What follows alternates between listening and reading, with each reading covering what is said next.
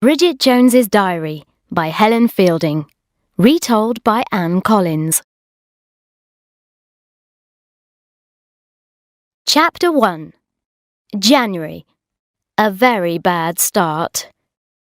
New Year's resolutions. These are the things I decided I would do this year. 1. Stop smoking. 2.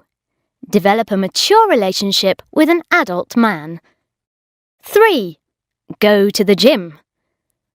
4. Be kinder and help others more. Sunday the 1st of January. Weight 9 stone 3. Alcohol units 14. Cigarettes 22. Calories 5,424. Noon. London, my flat. Ugh! I've got to drive to Una and Geoffrey Alconbury's New Year's Day turkey lunch. Una and Geoffrey Alconbury are my parents' best friends, and they have known me since I was a small child. I'm not a child anymore. I'm in my 30s with a flat and a job in London. But every year, my mother makes me go to Una and Geoffrey Alconbury's New Year's Day turkey lunch. She usually tries to introduce me to a man she thinks would be a good boyfriend for me. But she always chooses the most awful men. This year, for weeks before New Year's Day, my mother had talked about Mark Darcy. "Do you remember Malcolm and Elaine Darcy, darling?" she kept saying. "They're bringing their son Mark with them to Una's New Year's Day turkey lunch. He's a top lawyer, just back from America. He's just got divorced." I don't know why my mother didn't just say openly, "Darling, Mark Darcy would make a very good boyfriend for you. He's very rich." 11:45 p.m. Ugh! The first day of New Year has been awful. I took the wrong road on the way to the Alconburys, so I got lost and arrived very late. "Bridget! Happy New Year!" said Geoffrey Alconbury. He gave me a huge hug. "Come on, let's get you a drink. How's your love life?" "Fine," I said, in an embarrassed sort of way. "So, you still haven't got a boyfriend?" said Geoffrey, in a loud voice. "If you don't hurry up and get married soon, you'll be too old to have children," said Una, his wife. "Come along and meet Mark." The rich divorced Mark was standing with his back to us. He was quite tall and was looking at the books on the Alconburys' bookshelves. "Mark," said Una, "I've got someone nice for you to meet." Mark Darcy turned round, and I saw that he was wearing a jumper with a pattern of yellow and blue diamonds on the front. It was awful. "Mark, this is Colin and Pam's daughter, Bridget," said Una. "Bridget works in publishing, don't you, Bridget?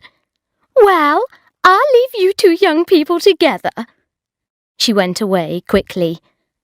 For a moment, neither of us spoke. Have you been staying with your parents over New Year?" I asked him. "Yes," he said eagerly. "You too?" "Yes, no, I was at a party in London last night," I replied. Suddenly, I started talking very quickly. Too quickly. But I couldn't stop. Mark Darcy was looking at me with a look of horror on his face. "Maybe you should get something to eat," he said, and went away. Everyone was staring at me. I knew they were thinking, "So that's why Bridget isn't married. She talks too much and is very unattractive to men." Later, Una brought Mark over to me. "Mark," she said, "you must take Bridget's telephone number. Then you can get in touch when you're in London." I turned bright red. Now Mark would think I had told Una to say that. I'm sure Bridget's life in London is quite full enough already, Mrs. Alconbury, Mark replied. I felt annoyed. I didn't want Mark to have my telephone number, but I didn't want everyone at the party to know that he didn't want it. 2 a.m. Oh, why am I so unattractive? Why? I hate New Year. I hate everyone. Except Daniel Cleaver. Tuesday, the 3rd of January. Weight, 9 stone 4. Alcohol unit, 6. Excellent. Cigarettes, 23. Calories, 2,472. 9 a.m. Ugh. I cannot face the thought of going to work. The only good thing about going to work is the thought of seeing Daniel again. 10 p.m. Ugh. Perpetua, who thinks she's my boss, talks for hours to her friends on the phone about the property she is buying with her rich boyfriend Hugo.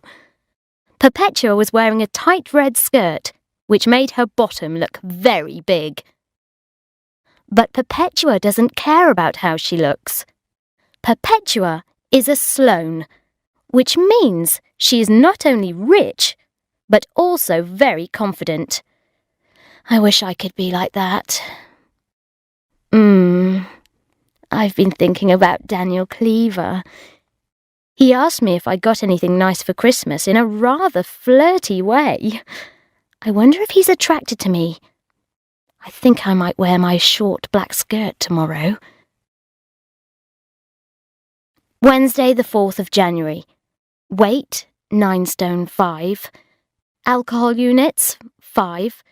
Cigarettes, 20. Calories, 700. Very good. 4 p.m. My friend Jude just rang up in tears because her boyfriend Richard has told her he doesn't want to see her anymore. Jude's friends all call him Vile Richard because he is so horrible. He thought she was getting too serious about their relationship because she asked him to go on holiday with her. I immediately called Shazza, our other friend, and we arranged to meet Jude at 6:30 in Café Rouge.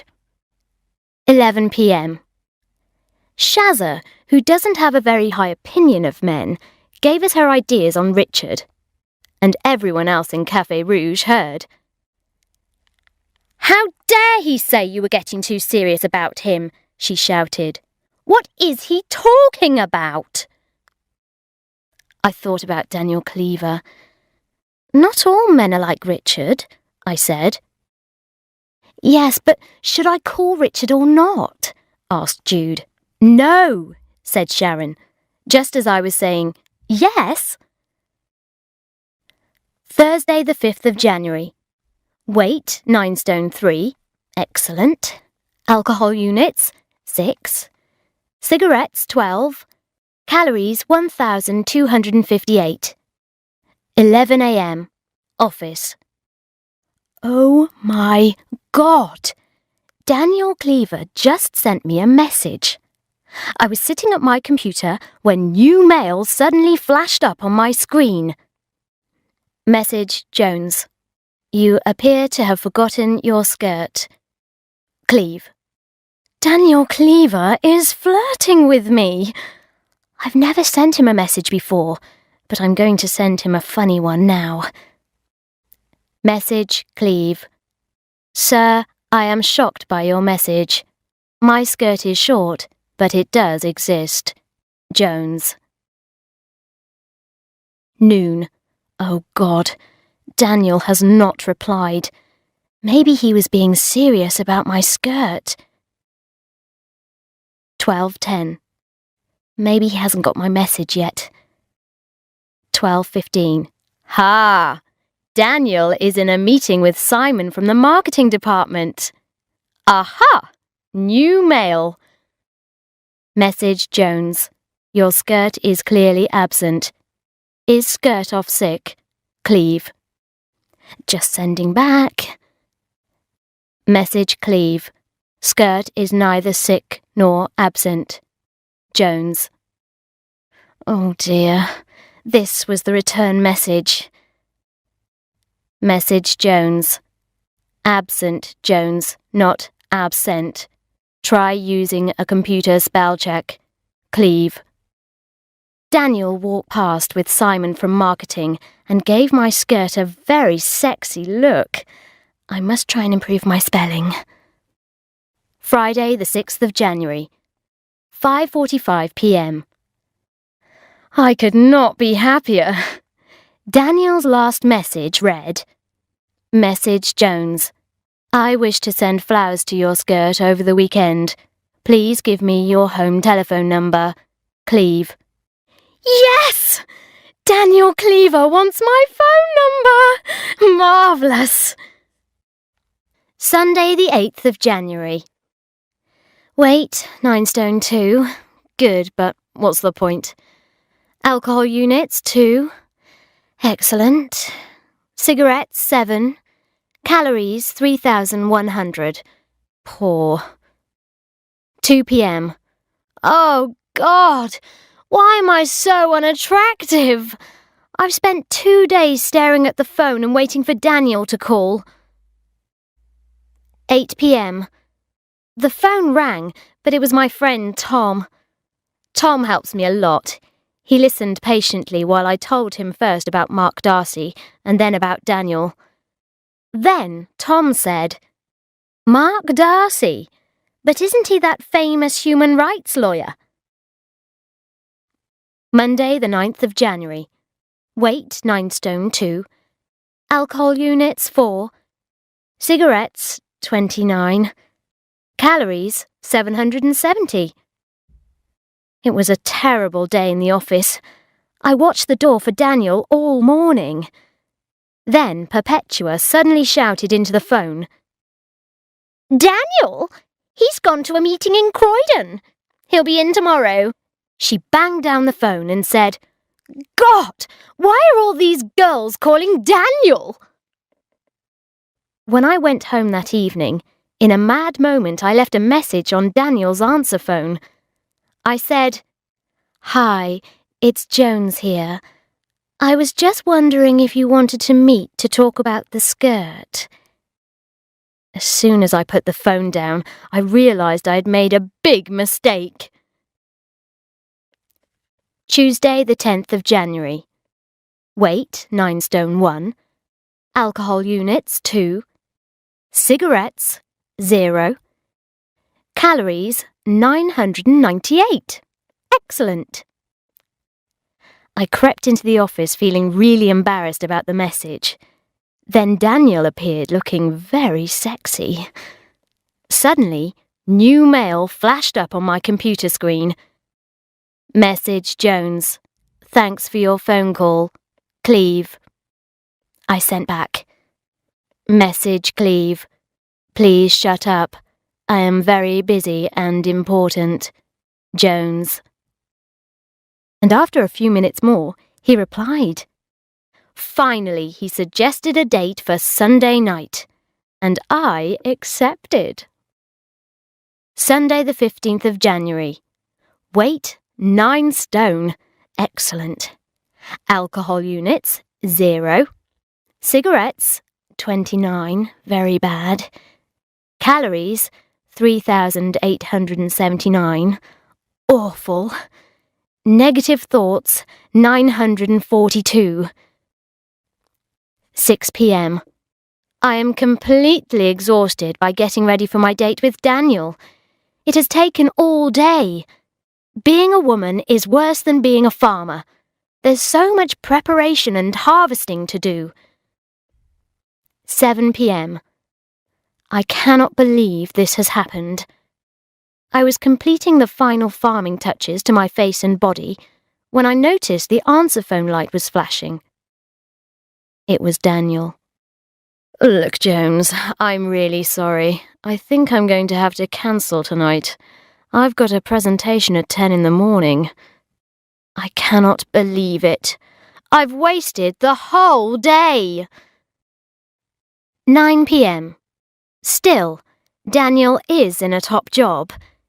Maybe he didn't want to come on a first date worrying about work. 11 p.m.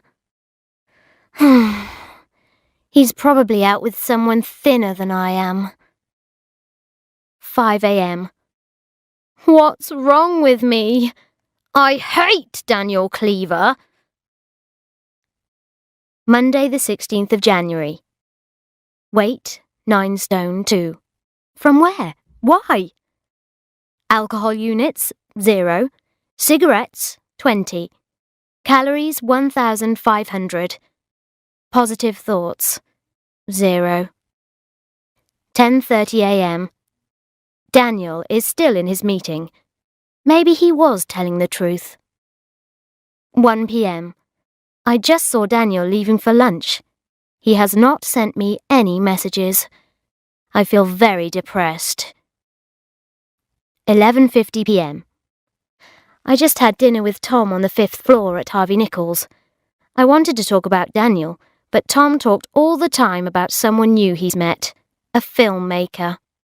Tuesday the 24th of January. Today was wonderful. At 5:30, Daniel sat down on the edge of my desk, took out his diary and whispered, "What are you doing on Friday?" Friday the 27th of January. Weight, 9 stone 3. Alcohol units, 8. Cigarettes, 400, feels like. Calories, 875. Ha! We had a dream date at a little Italian restaurant near Daniel's flat. After dinner, we went back to Daniel's flat. As soon as we were inside, he started to try and take off my skirt. Then he whispered, "This is just a bit of fun, okay? I don't think we should start a relationship with each other." But I immediately felt angry with him. "That is such rubbish," I said. "You want me to sleep with you, but you don't want to have a relationship. I am not interested in emotional cowards. Goodbye." Then I walked out of the door. I did the right thing, but now I feel depressed. I am afraid of one day being found dead in my flat, all alone, half-eaten by an ant.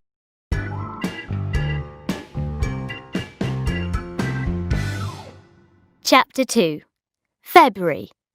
Valentine's Day Blues. Wednesday the 1st of February. Weight, 9 stone. Alcohol units, 9. Cigarettes, 28. Calories, 3,826.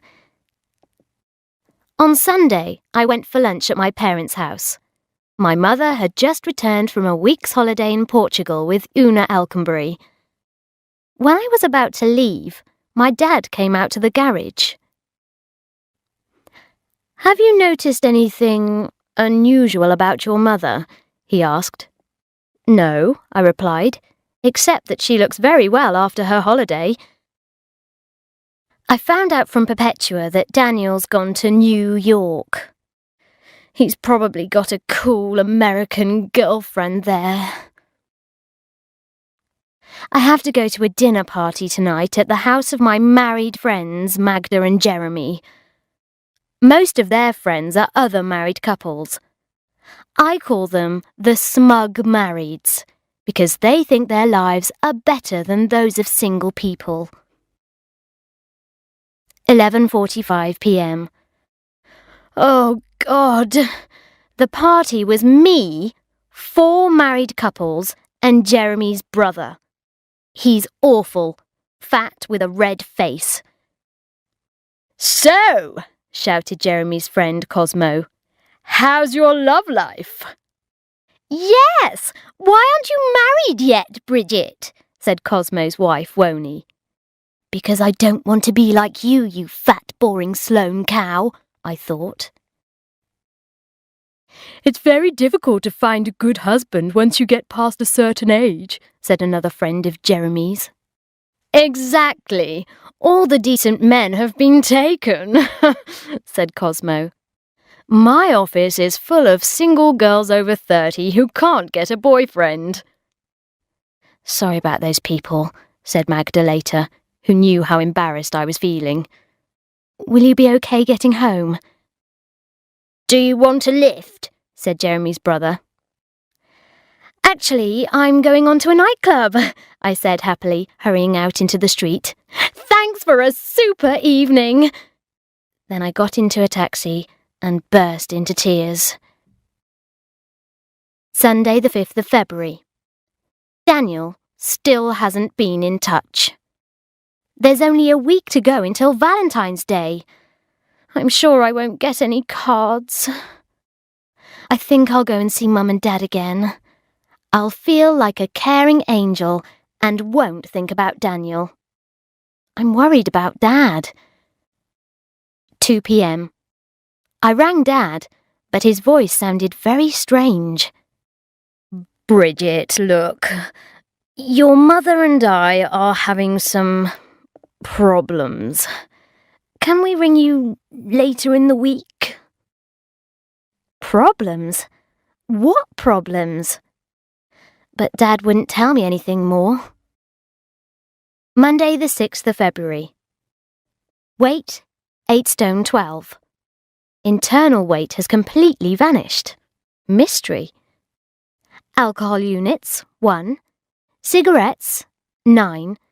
Calories, 1,800. Daniel will be back from New York today. I shall be very cool. I'm not going to send him any messages or take any notice of him. 9:30 a.m. Daniel does not seem to be here yet. 9:36 a.m. Oh God, oh God. Maybe Daniel's fallen in love with someone in New York. Or gone to Las Vegas and got married. 10:05 a.m. I saw Daniel standing at the photocopier with Simon from marketing. He looked very well and healthy. As I passed, he looked at my skirt and gave me a huge grin. 10:30 a.m. New mail flashed up on my screen. Message Jones. Unfriendly cow. Cleve.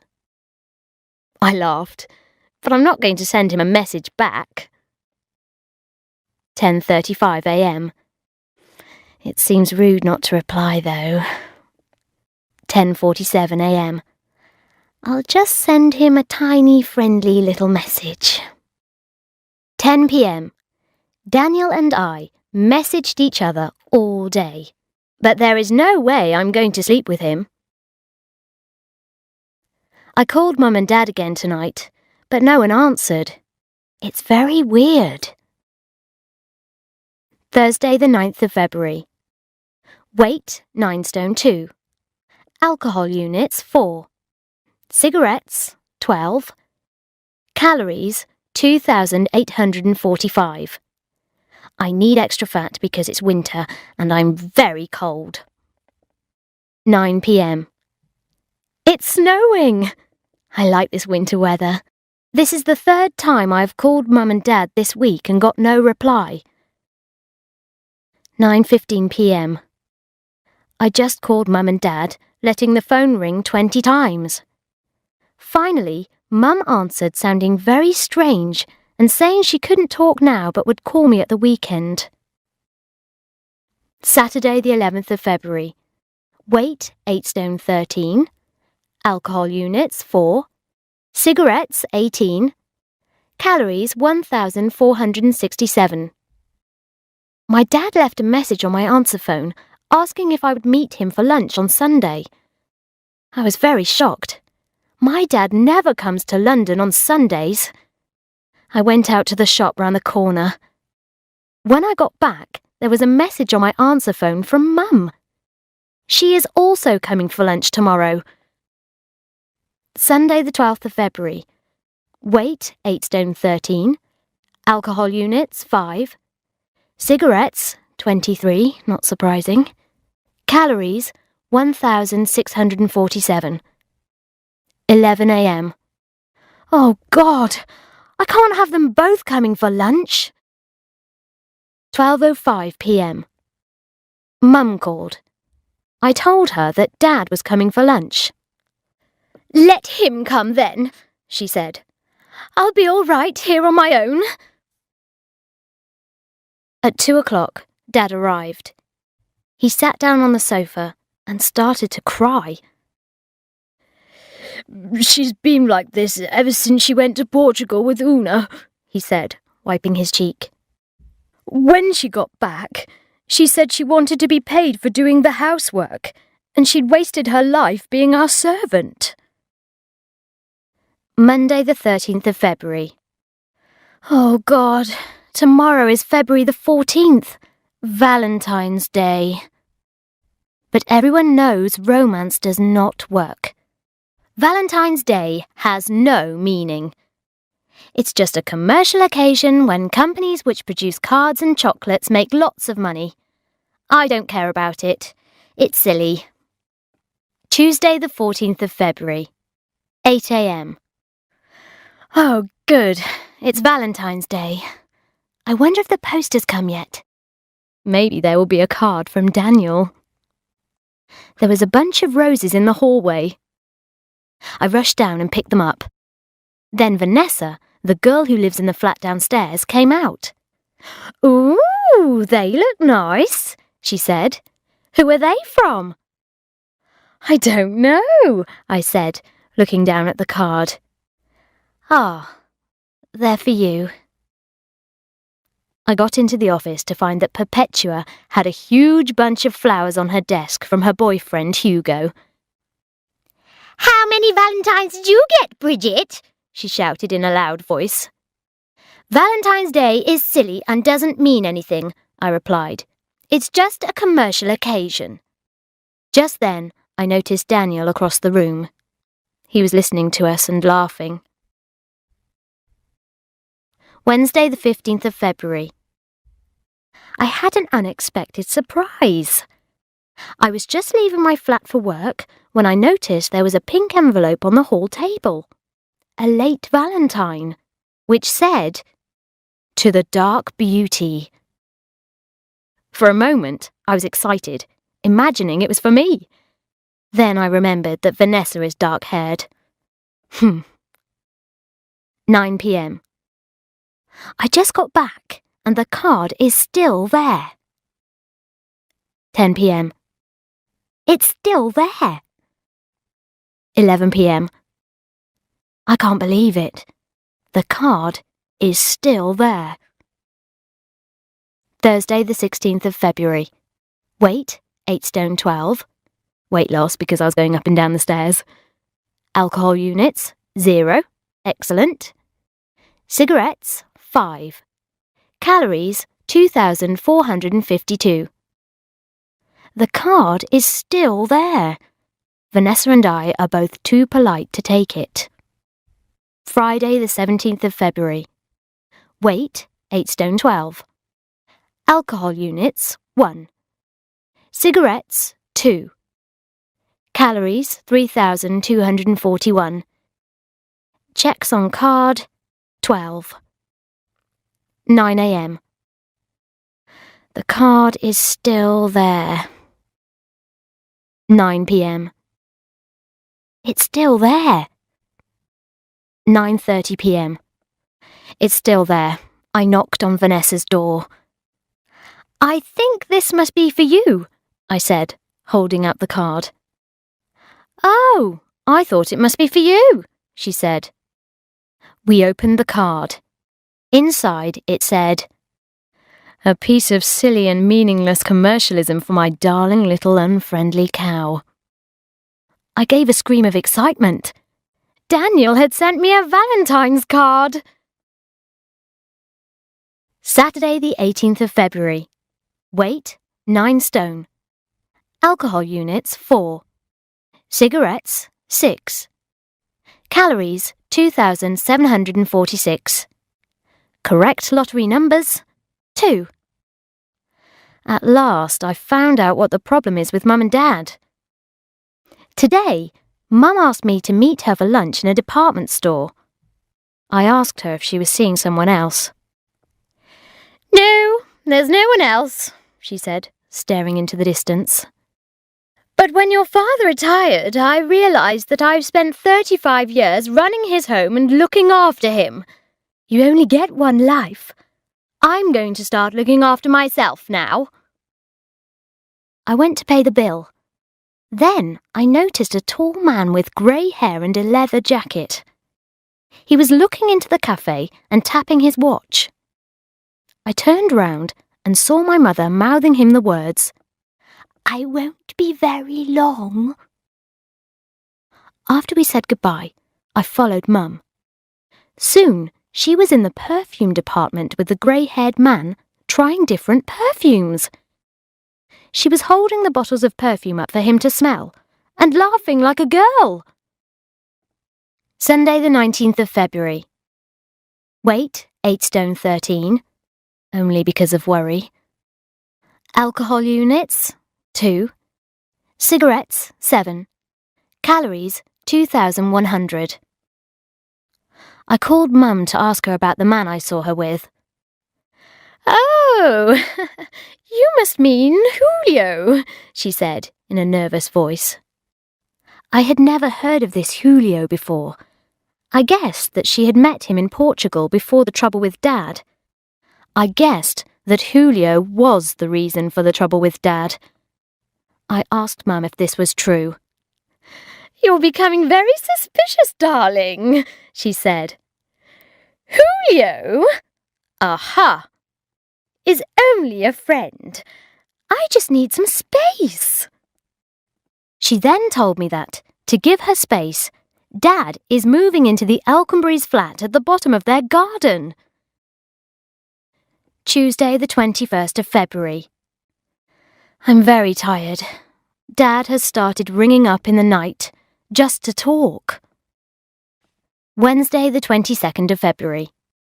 Weight 9 stone. Alcohol units 2. Cigarettes 19.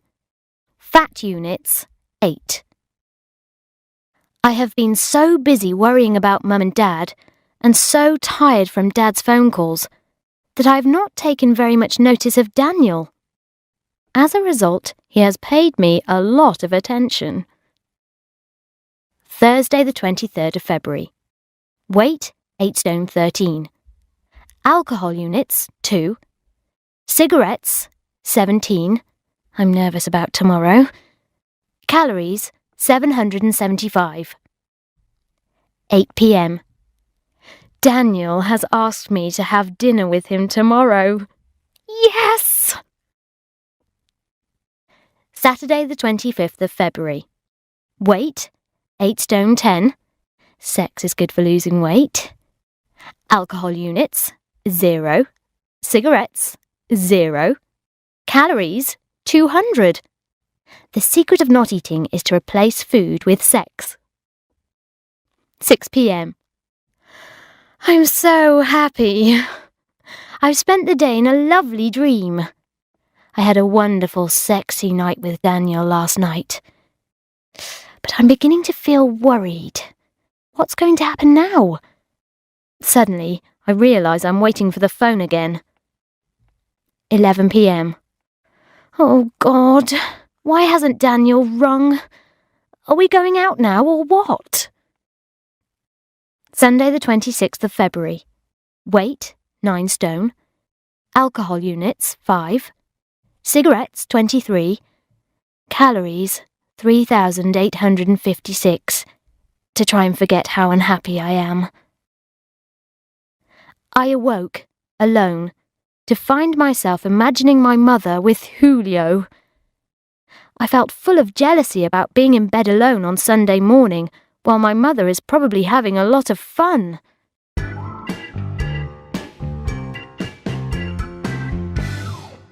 Chapter 3. March. Birthday Panic. Saturday the 4th of March. Weight 9 stone. What is the point of dieting when I end up exactly the same weight at the start of March as at the start of February? I'm going to stop getting weighed. There's no point. My mother came into my flat this morning with a pile of carrier bags. Darling, can I leave these here for a few hours? She cried, going into my bedroom. She sat down in front of the mirror and put on her eye makeup. She looked beautiful. Her skin was clear and her hair was shining. I'm having lunch with a man from the tax office today, she said. I rang up to ask the tax office how to fill in my tax form, and he helped me. Then he asked me to have lunch with him. What about Julio? I said. Just because I'm friends with Julio doesn't mean I can't have other friends, she said sweetly. Anyway, I must rush. I'm meeting him at Debenham's coffee shop at 1:15. I know what my mother's secret is. She's discovered she has power. She has power over Dad. He wants her back. She has power over Julio and the taxman. Everyone wants her. So, I have to find someone to have power over too. I'm so depressed. Daniel has been very friendly all week, but he hasn't said anything about us. Perhaps he thinks it's normal to sleep with one of your colleagues without asking to see her again. At 4:15 on Friday evening, Shazza rang me in the office. Are you coming out with me and Jude tomorrow? She asked. I didn't know what to say. I was thinking, surely Daniel will ask to see me this weekend before he leaves the office. Call me if he doesn't ask, said Shazza after a pause. At 5:45, I saw Daniel leaving the office. He smiled, nodded at the computer screen, and left quickly. I looked at the computer. New mail was flashing. Message Jones. Have a good weekend. Cleve. I felt miserable. I picked up the phone and called Shazza. What time are we meeting tomorrow? I asked. 8:30, she replied, at Café Rouge. Don't waste your time thinking about him. Sunday the 5th of March, noon. We had good fun last night, but I'm confused. I told Shazza and Jude that I'd slept with Daniel, but then he hadn't asked to see me again. They both had different advice. Jude said Daniel was probably worried about work, so I should give him a chance. Shazza said he had behaved very badly, and I should tell him what I think of him. Monday the 6th of March. Weight, 8 stone 12. I've realised the secret of dieting is not weighing oneself. 11 a.m, office. I'm completely exhausted. Last night I was just lying in a nice hot bath when the doorbell rang. It was my mother, crying. I want a career, she said. I haven't got anything of my own. By the time my mother left, it was after 10, so I called Tom. I told him that Daniel had not called me all weekend. Tom said I should behave like a cool ice queen. If I really want Daniel and want to win his heart, I should be as cold and distant towards him as possible. I finally went to bed, but I was woken 3 times in the night by phone calls from Dad. Monday the 6th of March. Tom was right. The way to a man's heart is not through beauty, food or sex, but the ability to seem not very interested in him. I took no notice of Daniel all day and pretended to be busy with my work. New mail kept flashing on my computer screen, but I didn't open it. At the end of the day, Daniel walked past my desk, stopped for a moment, and murmured, Jones, you gorgeous creature. Why are you ignoring me? Tuesday the 7th of March. Weight, 9 stone, 4, 2, or 5. Alcohol units, 0. Cigarettes, 20. Calories, 1,500. I'm very depressed about my weight. I keep trying different diets, but I never lose any weight. I put weight on instead. How can that happen? 5 a.m. Oh, God, I'm so unhappy about Daniel. I love him. Wednesday the 15th of March. Weight, 9 stone. Alcohol units, 5. Cigarettes, 14. Calories, 1,795. I am worried about how to celebrate my birthday. Perhaps I could invite my friends for dinner. But then I would have to spend my birthday cooking. We could go out for a meal, but I can't afford to pay for everyone. Oh, God, what shall I do? Midnight. I have had a very good idea about my birthday. I will ask everyone to come for drinks. If they want to go to dinner afterwards, they can. Thursday the 16th of March. Weight, 9 stone 1. Alcohol units, 2. Cigarettes, 3. Calories, 2,140, but mainly fruit. Minutes spent doing party guest list, 237. Bad. I wrote down a list of people to invite to my drinks party. Me. Sharon. Jude, Vile, Richard. Tom. Magda, Jeremy. Simon. Rebecca, Martin, very boring. Woney, Cosmo. Joanna. Daniel, Perpetua, eek! And Hugo? Oh no, that's too many people. What am I going to do? Friday the 17th of March. I just called Tom, who says, "It is your birthday and you should invite only who you want." So I'm just going to ask the following people: Sharon, Jude, Tom, Magda and Jeremy, and cook supper for everyone myself. When I told Jude who was coming, she said, "Can we bring our partners?" Which means Vile Richard. Next, Shazza rang. "I hope I haven't said anything wrong," she said. "I just saw Rebecca and asked her if she was coming to your birthday." Oh no, now I'll have to ask Rebecca and Martin, her boring boyfriend. And now I've said I'm cooking. I can't suddenly change my mind and say we're going out to a restaurant. People will think I'm lazy. In the end, I realised I was going to spend my birthday cooking food for 15 people. Saturday the 18th of March. Weight, 8 stone 13. Alcohol units, 4. Cigarettes, 23. Very bad, as I smoked them in 2 hours. Calories, 3,827. Awful. 2 p.m. My mother burst into my flat, looking very happy. "Darling, what's the matter?" she asked. "Have you had a bad week? You look dreadful. Anyway, guess what's happened?" "What?" I said crossly. "I've got a job as a TV presenter." Sunday the 19th of March. Weight, 8 stone 12. Alcohol units, 3.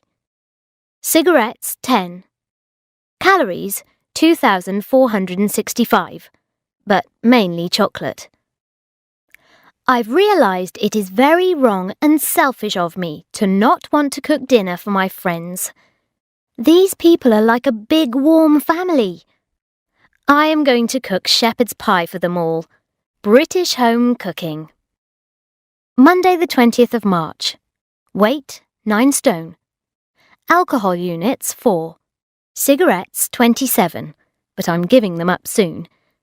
Calories, 2,455. I've decided to serve the shepherd's pie with a special salad and a nice dessert. I haven't made the dessert before, but I'm sure it will be easy.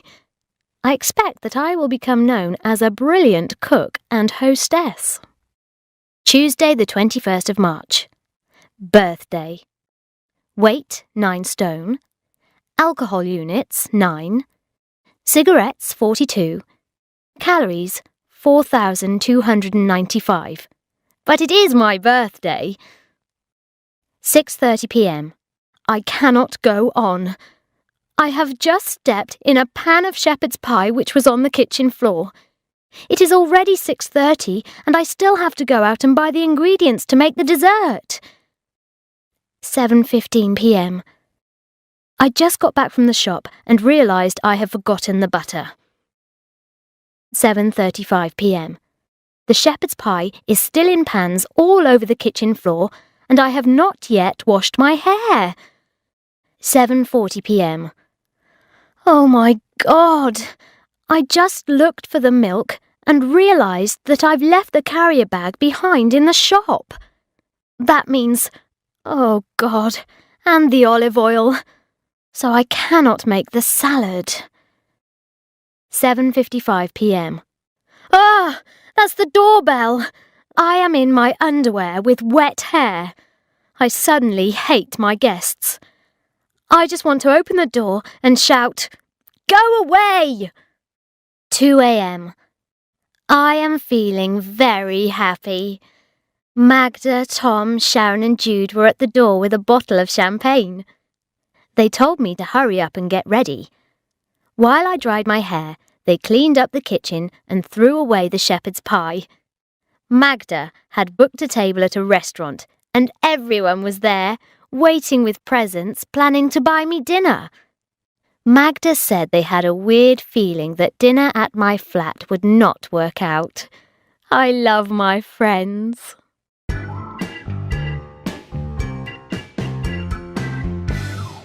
Chapter 4. April. Inner poise. Weight, 9 stone. Alcohol units, 0. Marvellous. Cigarettes, 0.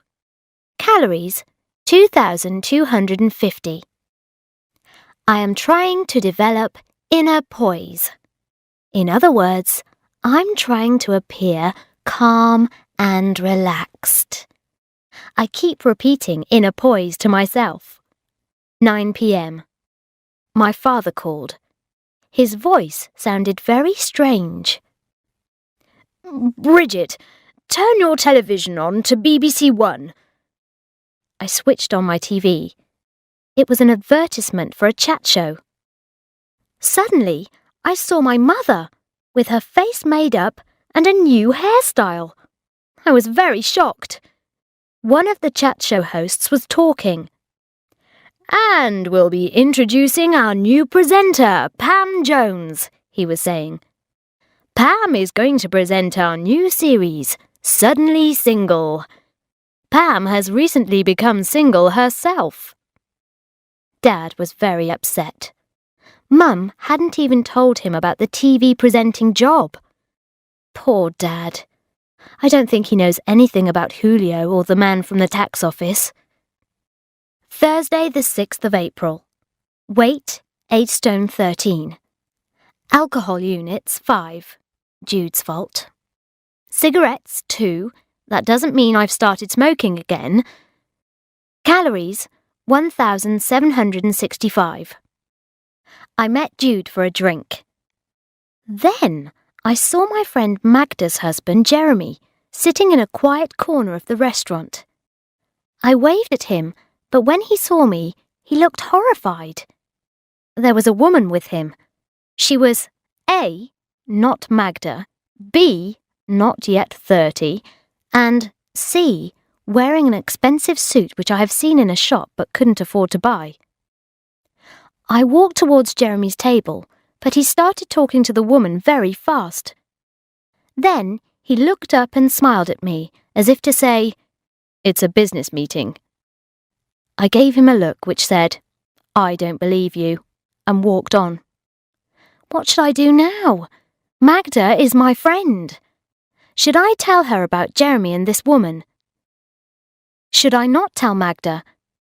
Should I ring Jeremy and threaten to tell Magda unless he stops seeing this woman? Finally, I decided not to tell anyone. Tuesday the 11th of April. Weight, 8 stone 11. Alcohol units, 0. Cigarettes, 0. Next week, my company is publishing an important new book, Kafka's Motorbike. I have been invited to the party to celebrate the book's publication. Lots of top people from the publishing world will be there. I'm scared about this party. I'm not very good at parties. But I have been reading a magazine article about how to behave at them. When you are introducing people to each other, you should give each person some information about the other person. For example, "This is John. He's from New Zealand and he enjoys windsurfing." You should go to a party with a clear aim.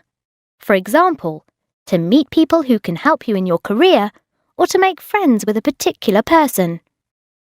Monday the 17th of April. Weight, 8 stone 12. Alcohol units, 0. Very good.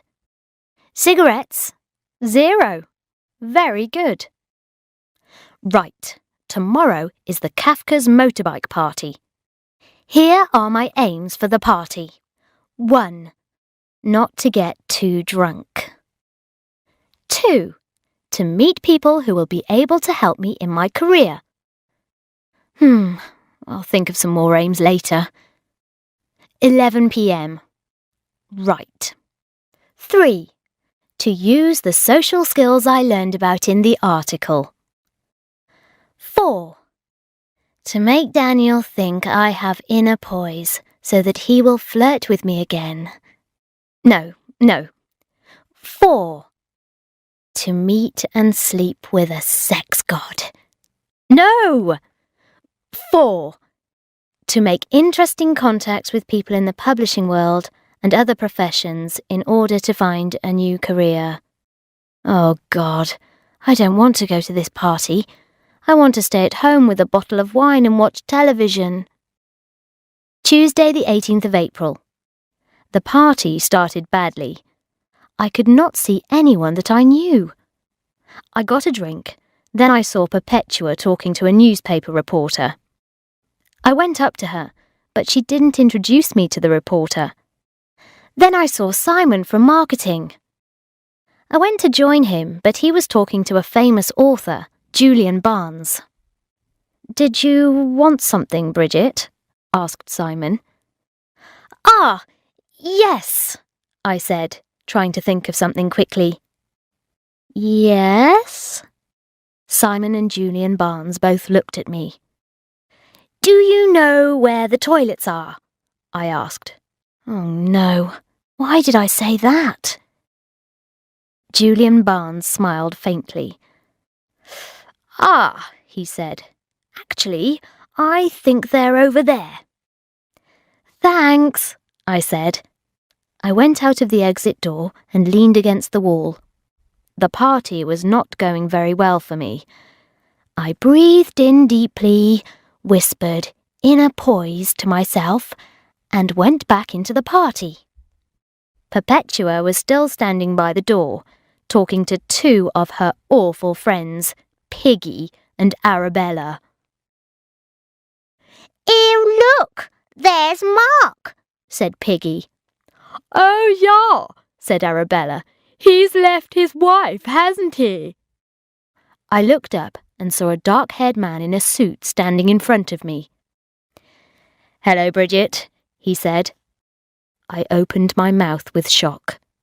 It was Mark Darcy. "Hello," I said. Then I remembered the article and turned towards Perpetua. "Mark, Perpetua is—" I began, and then paused. "Yes," said Mark.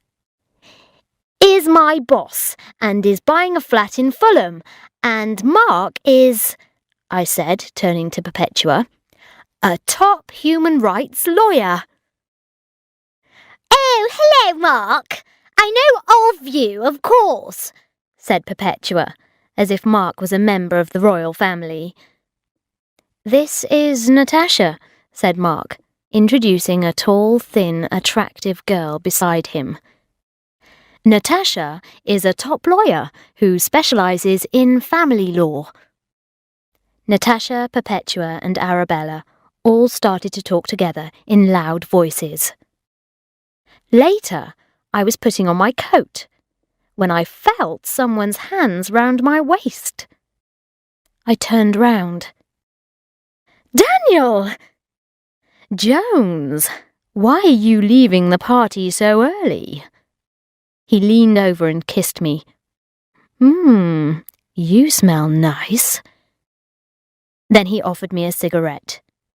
No, thank you, I said.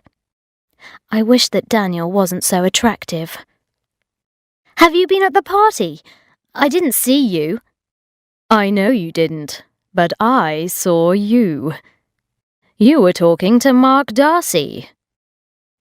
How do you know Mark Darcy? I was very surprised. I met him when we were both at Cambridge University, but I don't like him. How do you know him?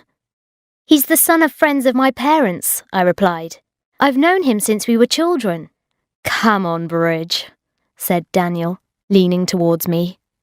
I need to talk to you. No, I said. I've got to meet someone. What a pity, he said. Well, see you on Monday. 11 p.m. I just called Jude and told her about Daniel.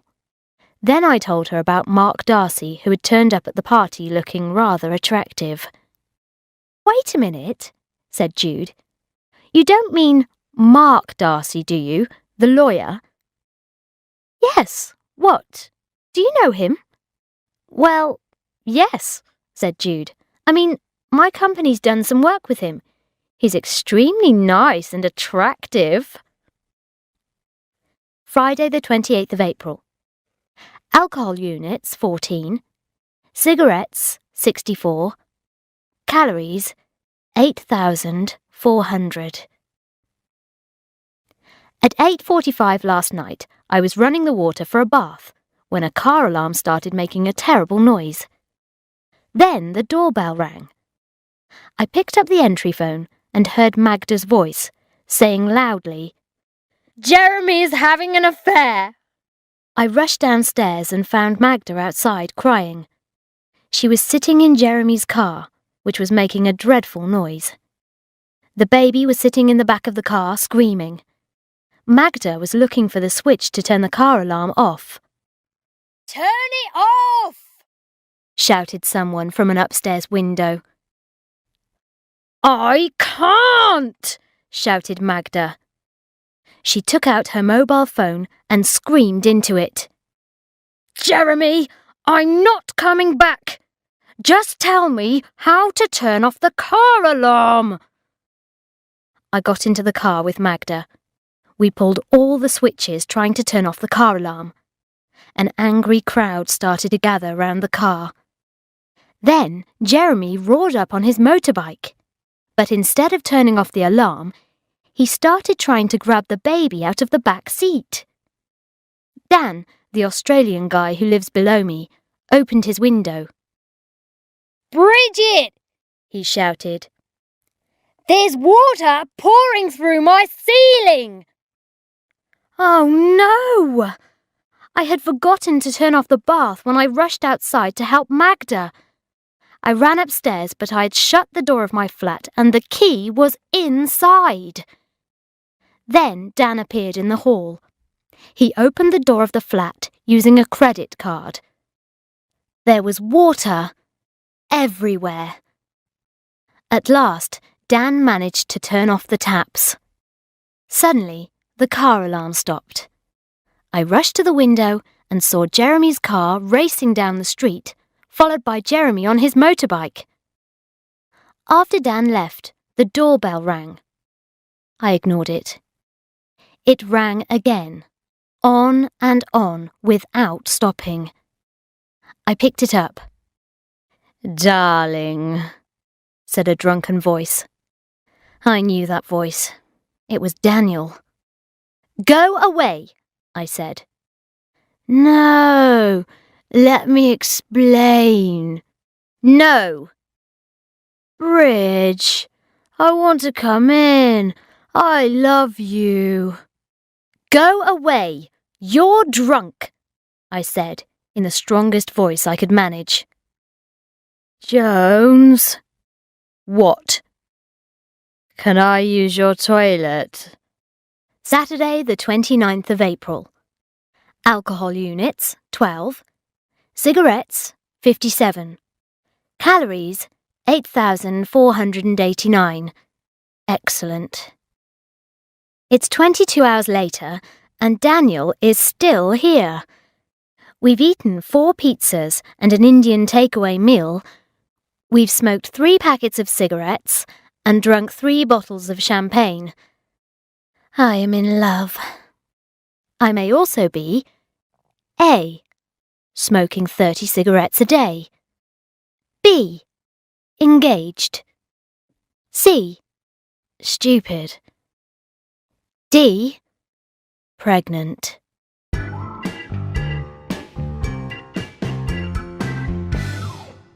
Chapter 5. May.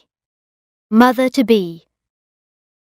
Alcohol units, 0. Cigarettes, 0. Calories, 4,200. But now I'm eating for 2 people. I seriously think I am pregnant. How could Daniel and I have been so stupid and forgotten to be careful? This morning, I definitely felt sick. But perhaps that was because I ate too many sweets and chocolate yesterday. Perpetua was being very difficult in the office today.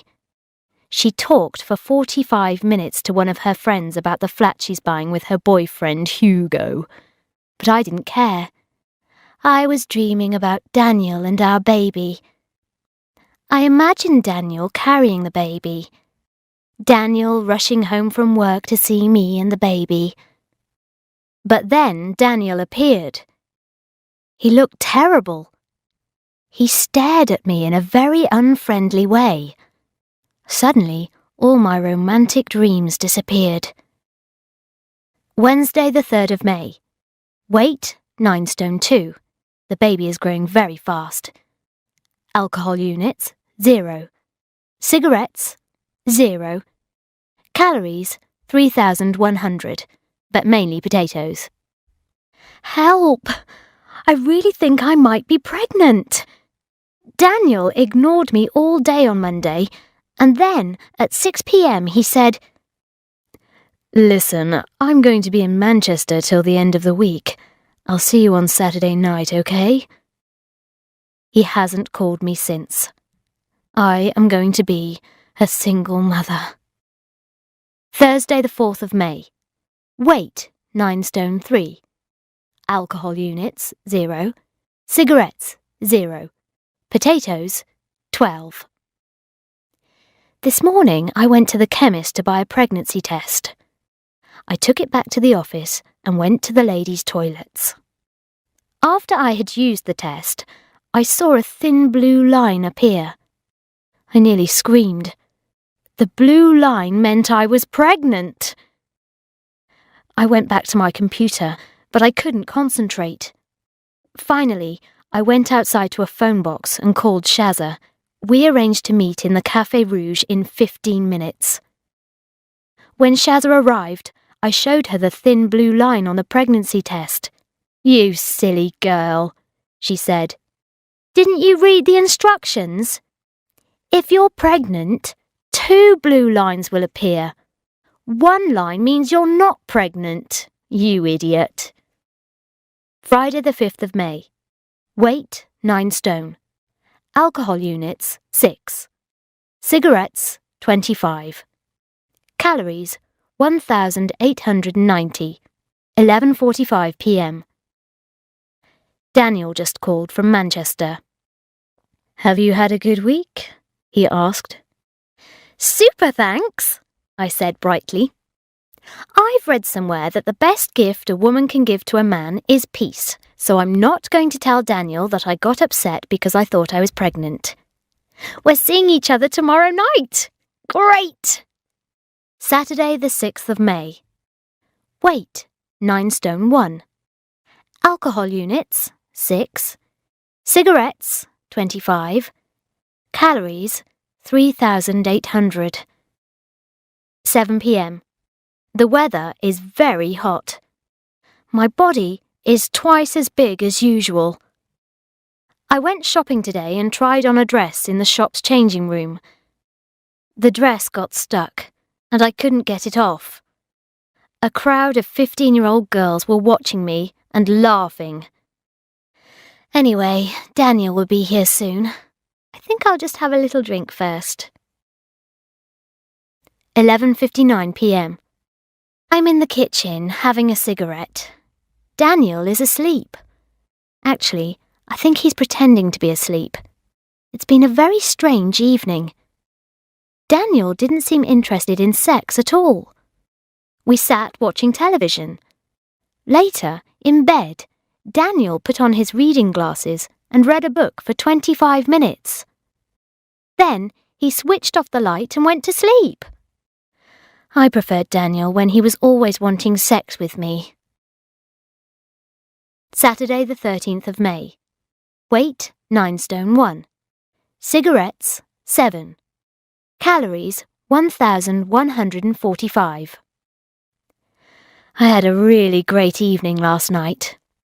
Sharon and Jude came round and brought wine and food with them, so I didn't have to do any cooking. Jude was depressed because vile Richard wants to end their relationship. "How dare he treat you so badly?" shouted Sharon. "Men are such rats!" Just then, the doorbell rang. "Oh, hello, darling," said Daniel in a gentle, polite voice. "I rang earlier and left a message on your answer phone. I've been working late, but I so much wanted to see you. Can I come up?" "All right then," I said, crossly. Then Daniel appeared, smiling in a loving way. He was holding 3 boxes of chocolates. "I bought you all one of these," he said, "to eat with your coffee. Don't let me interrupt your evening. I've done the shopping for the weekend." He took some bags from the supermarket into the kitchen and started putting everything away. Then he offered to drive the girls home. When they had gone, I ate my chocolates and thought about Daniel. He was pretending to be the perfect man. When he came home, he ran up the stairs and carried me into the bedroom. "You're lovely even when you're drunk," he said. Tuesday the 17th of May. Weight, 9 stone 2. Cigarettes, 7. Very good. Alcohol units, 6. Daniel is still being lovely. How could everyone have been so wrong about him? I keep dreaming about living with him and running along beaches together. I'm just going to meet Magda. 11 p.m. I had supper with Magda, who is very depressed about Jeremy. She told me that her friend Woni had seen Jeremy with a girl in a club. Magda asked me if I knew anything about the girl, so I told her about the girl I had seen with Jeremy. It sounded like the same girl. "You should enjoy being single while you can, Bridge," said Magda. "It's very hard work staying at home and looking after kids. But Jeremy thinks my life is just a long holiday, and now he's dreaming about girls in clubs." Magda is so beautiful. I thought how difficult life is for us girls. We always want what we haven't got. I'm always thinking that my life is empty and useless. I don't have very much money, and all I do is go out and get drunk with my friends every Saturday. Magda is married and lives in a beautiful house with her husband and 2 children. and she's telling me I'm lucky. Friday the 19th of May. Weight, 8 stone 12. Alcohol units, 4. Cigarettes, 21. Bad. 4:30 p.m. The phone rang while I was still at work. It was my mother. "Hello, darling," she said. "Guess what? I've got the most marvellous opportunity for you. You're going to be on television. I'm coming round to your place with the TV crew at 10 o'clock tomorrow. The TV people want me to interview someone younger than I am for Suddenly Single." "I'm not suddenly single," I shouted. "I've got a boyfriend." "Oh, please, darling. I've told them I've found someone. Please. I've never had a career all my life, and now I'm getting old and I need something for myself," she said, talking very fast. "Well, won't the people notice I'm your daughter?" I could hear her talking to someone in the background.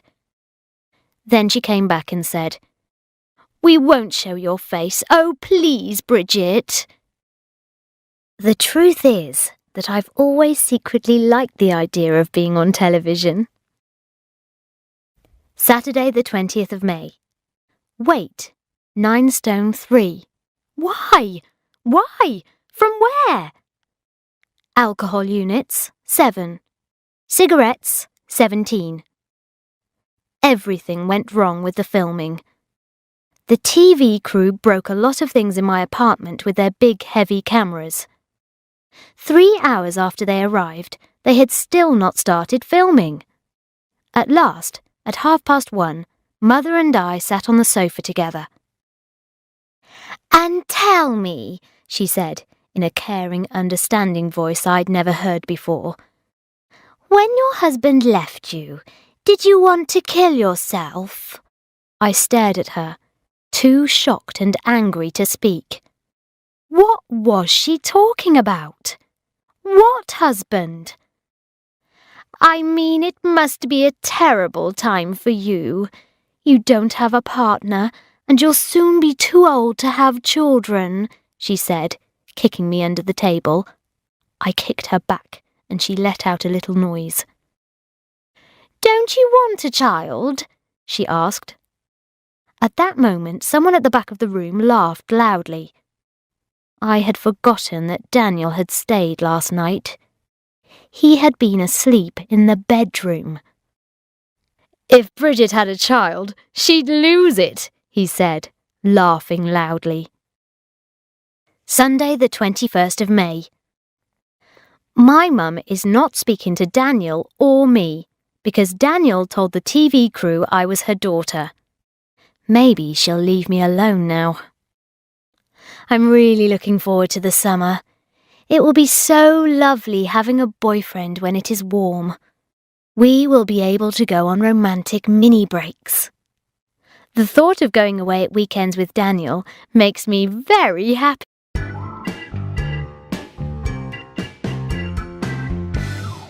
Chapter 6.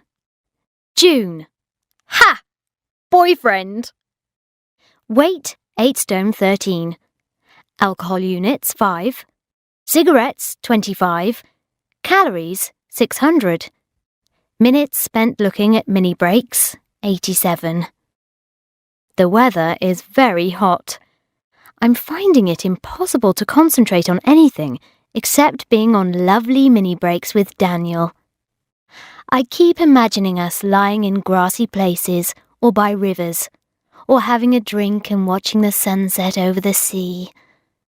I imagine us having dinner by candlelight in hotels in the country, and then making love all night. Tomorrow, I expect we will go to the park or out to a lovely pub in the country for lunch. It is marvellous having a boyfriend. Sunday the 4th of June, 7 p.m. Daniel has just gone home. I'm a bit fed up, actually. The weather was lovely and hot today, but Daniel did not want to go out or discuss mini breaks. He wanted to spend all afternoon with the curtains shut, watching cricket on television. Tuesday the 6th of June. Weight 9 stone 2.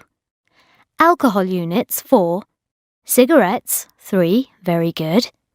Calories 1,326. Hours spent asleep 15, but it's very hot. I managed to persuade Perpetua to let me stay at home today to work. I'm sure she only agreed because she wants to sunbathe too. I've got a lovely new mini break brochure. The top country house hotels of Britain. Marvellous. I'm imagining sexy and romantic scenes with Daniel in all the bedrooms and dining rooms. 11 a.m. Right. I'm going to concentrate on my work now. 11:35 a.m. I don't know why, but I've just started imagining that Daniel is having an affair with someone else. Am I taking our relationship too seriously? Is Daniel having an affair? 12:40 p.m. I'm very hot in my shorts and t-shirt. I think I'll change into a long dress. 1 p.m. Lunchtime! At last, a bit of time off from work. 2 p.m. OK, so this afternoon I'm really going to work. I'm very sleepy though. It's so hot. Maybe I'll just close my eyes for 5 minutes. Maybe I'll lie down on the bed. 7:30 p.m. Oh no!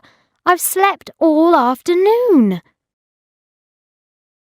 Sunday the 11th of June. I've just wasted another Sunday watching cricket on television with Daniel. Everybody else is outside enjoying the hot weather and having fun picnics in the park. But I'm stuck inside with the curtains closed, watching TV. Sunday the 18th of June. Weight 8 stone 12. Alcohol units 3. Cigarettes 17. This was the third Sunday I have spent watching cricket with Daniel. Suddenly, I decided that I couldn't bear it any more. Why can't we go on a mini break? I asked. Why? Why? That's a good idea, said Daniel. Why don't you book somewhere for next weekend? Book a nice country hotel. I'll pay. Wednesday the 21st of June. Weight 8 stone 11. Very good. Alcohol units 1. Cigarettes 2. Minutes spent looking at mini break brochures 237. Bad. Daniel has refused to discuss the mini break anymore or look at the brochure and has told me not to mention it until Saturday. How can he expect me not to be excited? I have dreamed about this for so long. I have booked a lovely hotel. It looks perfect from the brochure and even has a lake and a gym. But what if Daniel doesn't like it? Sunday the 25th of June. Weight 8 stone 11. Alcohol units 7. Cigarettes 2. Calories 4,587. Oh dear. Oh dear. The weather has changed, and suddenly it is freezing cold. I have brought only swimsuits, bikinis, and a long summer dress with me. I haven't brought anything for the cold weather. There is a large wedding party at the hotel. Daniel and I are the only guests staying at the hotel who are not part of the wedding party. 5:30 p.m. It's very cold. Daniel and I went down to the lake and took a rowing boat out on the water. But I didn't enjoy it because it was so cold. So we came back to our room for a hot bath. As I came out of the bath, Daniel was lying on the bed laughing. I've got a new diet for you, he said. So you do think I'm fat, I replied. Don't be like that, Bridge, he said. I keep telling you that men don't like thin women. They like women with large bottoms. I thought about this and wondered if Daniel was right. I'll just put the TV on, Daniel said. He closed the curtains so that the room was in darkness. After a few minutes, he began to watch the cricket. Then he lit a cigarette and called room service to order 6 cans of beer.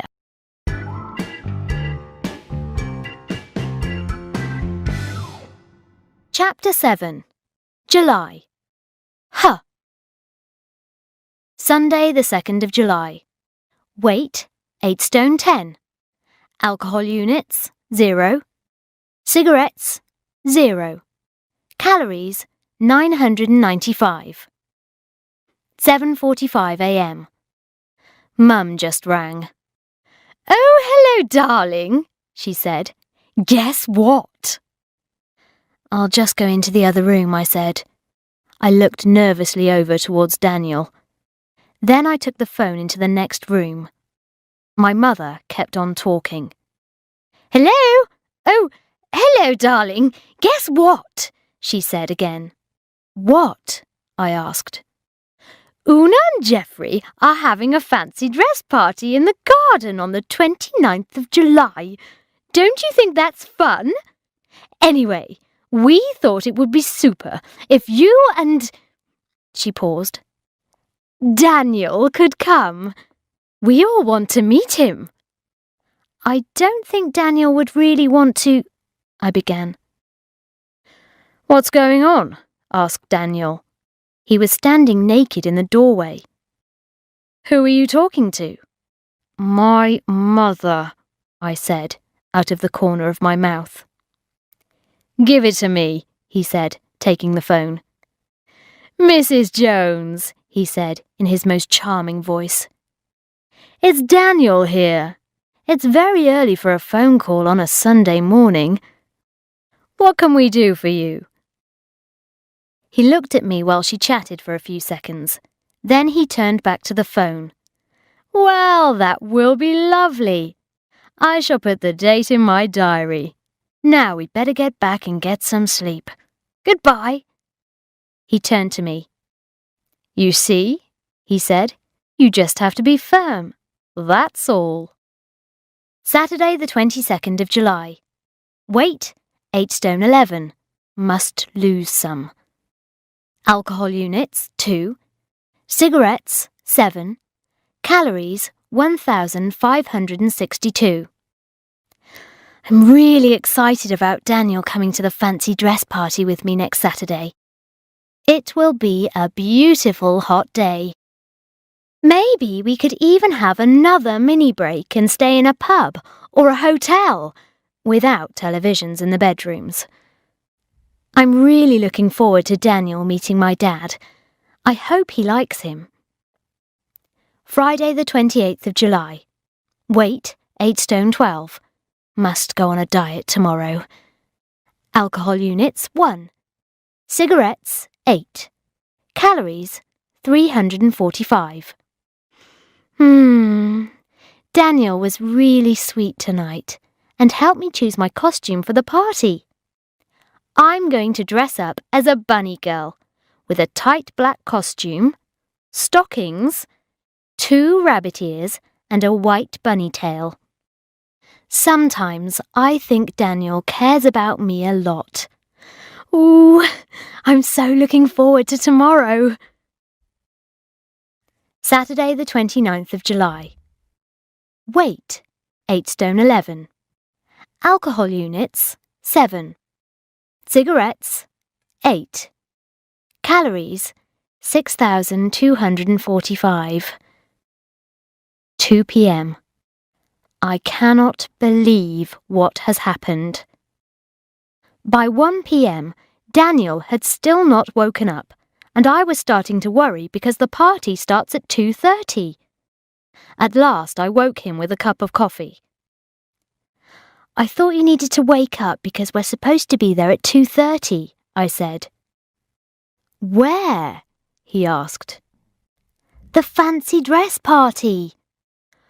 Oh, God, Bridget. Listen, I've got a lot of work to do this weekend. I'm really going to have to stay at home and do it. I couldn't believe it. He promised to come.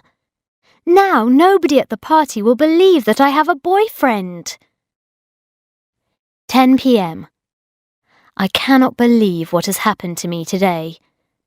I drove to the Alconburys in my bunny girl costume and parked outside the house. I could hear voices coming from the garden. As I started to walk across the lawn, I realised that all the ladies were wearing normal skirts and dresses, and the men were wearing ordinary trousers and jumpers. Everybody was staring at me.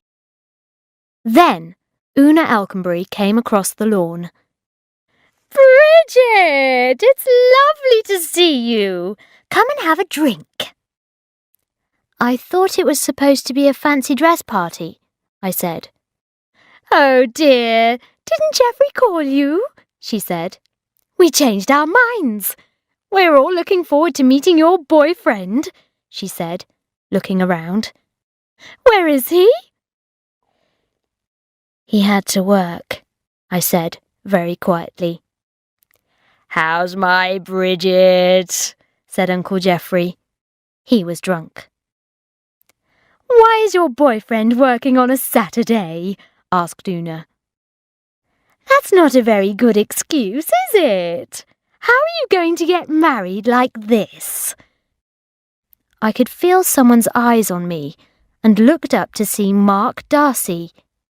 He was staring at my bunny tail. Beside him was Natasha, the tall, thin girl who had been at the party for Kafka's motorbike. She was wearing a pretty summer dress and had sunglasses on her head. "Have you come from another party?" she asked, looking me up and down. "Actually, I'm just on my way to work," I said. Mark smiled and looked away. "Hello, darling," said my mother, hurrying towards us in a bright blue dress. "What are you wearing, Bridget?" She went away towards Julio. I quickly looked around for Dad, but I couldn't see him. I saw Mark Darcy talking to Una and looking at me. Then Una came hurrying across. "Bridget, I'm so sorry about the mix-up over the fancy dress," she said.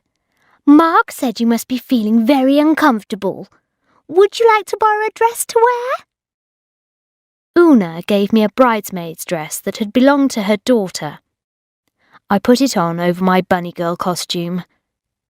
Later, Una was talking to me when Mark came up. "What a pity Bridget couldn't bring her boyfriend," she said. "What's his name, Bridget? Daniel, is it? Your mother says he's one of these smart young publishers." "Daniel Cleaver?" asked Mark Darcy. "Yes, it is actually," I said. "Is he a friend of yours, Mark?" asked Una. "Absolutely not," said Mark. "Ooh, I hope he's good enough for our Bridget," said Una. "I think I could say again, absolutely not," said Mark. But Una wasn't listening. She went away. "I suppose you think it's okay to say bad things about my boyfriend to my parents' friends?" I said to Mark. "You only did it because you're jealous." Mark stared at me with a shocked look on his face. "Are you suggesting that I'm jealous of Daniel Cleaver?" he said. "Because of you?" "No, not because of me," I said. "Mark, darling," said Natasha, coming across the lawn, "come and talk to your mother." "Just take care of yourself, that's all," Mark said to me. "And tell your mum to look after herself as well." He looked over towards Mum and Julio.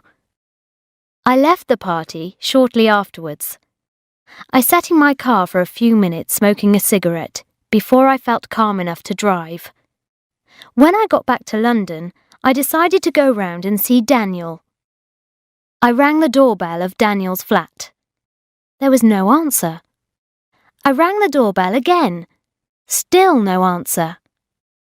Then I looked up at the window and saw Daniel's face. I smiled, waved at him, and pointed to the door. His face disappeared. I waited. Then I rang the doorbell again. At last, Daniel's voice said on the entry phone system, "Hi, Bridge. I'm just on the phone to America. Can I meet you in the pub in 10 minutes?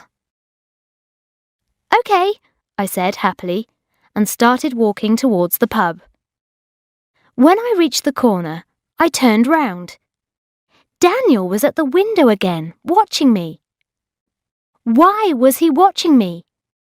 Why hadn't he answered the door first time? Why didn't he let me come up straight away? Suddenly, I knew the answer. He was with a woman. I went back to his flat and rang the doorbell again. "Let me in," I said when he answered. "I told you, I'm on the phone." "Let me in, Daniel," I said. "Just open the door." At last, Daniel let me in. I knew there was a woman in Daniel's house. I just knew. We stood looking at each other in the sitting room. "What have you got on?" asked Daniel. "A bridesmaid's dress," I said. I had forgotten I was wearing Una's daughter's dress. "Would you like a drink?" asked Daniel. "Yes, please," I said. "A cup of tea." Daniel went into the kitchen. As soon as he left the room, I started searching. I looked behind the sofa and in the cupboards. "What are you doing?" said Daniel, coming back. "Nothing," I said quickly. "I thought I might have left my skirt behind the sofa." Daniel went away. I went out of the living room to the bathroom. I locked the door and searched that too. Then I went into Daniel's bedroom. Daniel was there holding up a pair of jeans. "Bridge," he said, "what are you doing in here?" "I came in here to look for you," I said. "I'll go and make the tea," he said.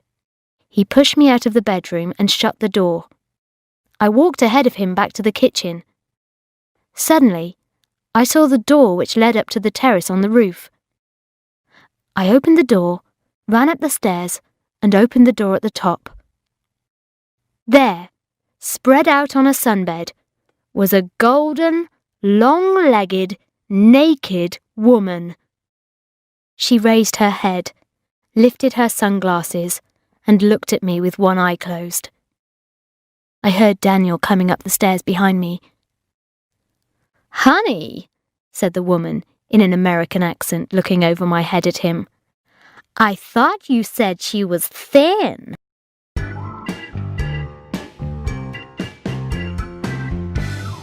Chapter 8. August. Depression. Tuesday, the 1st of August. Weight, 8 stone 12. Alcohol units, 3.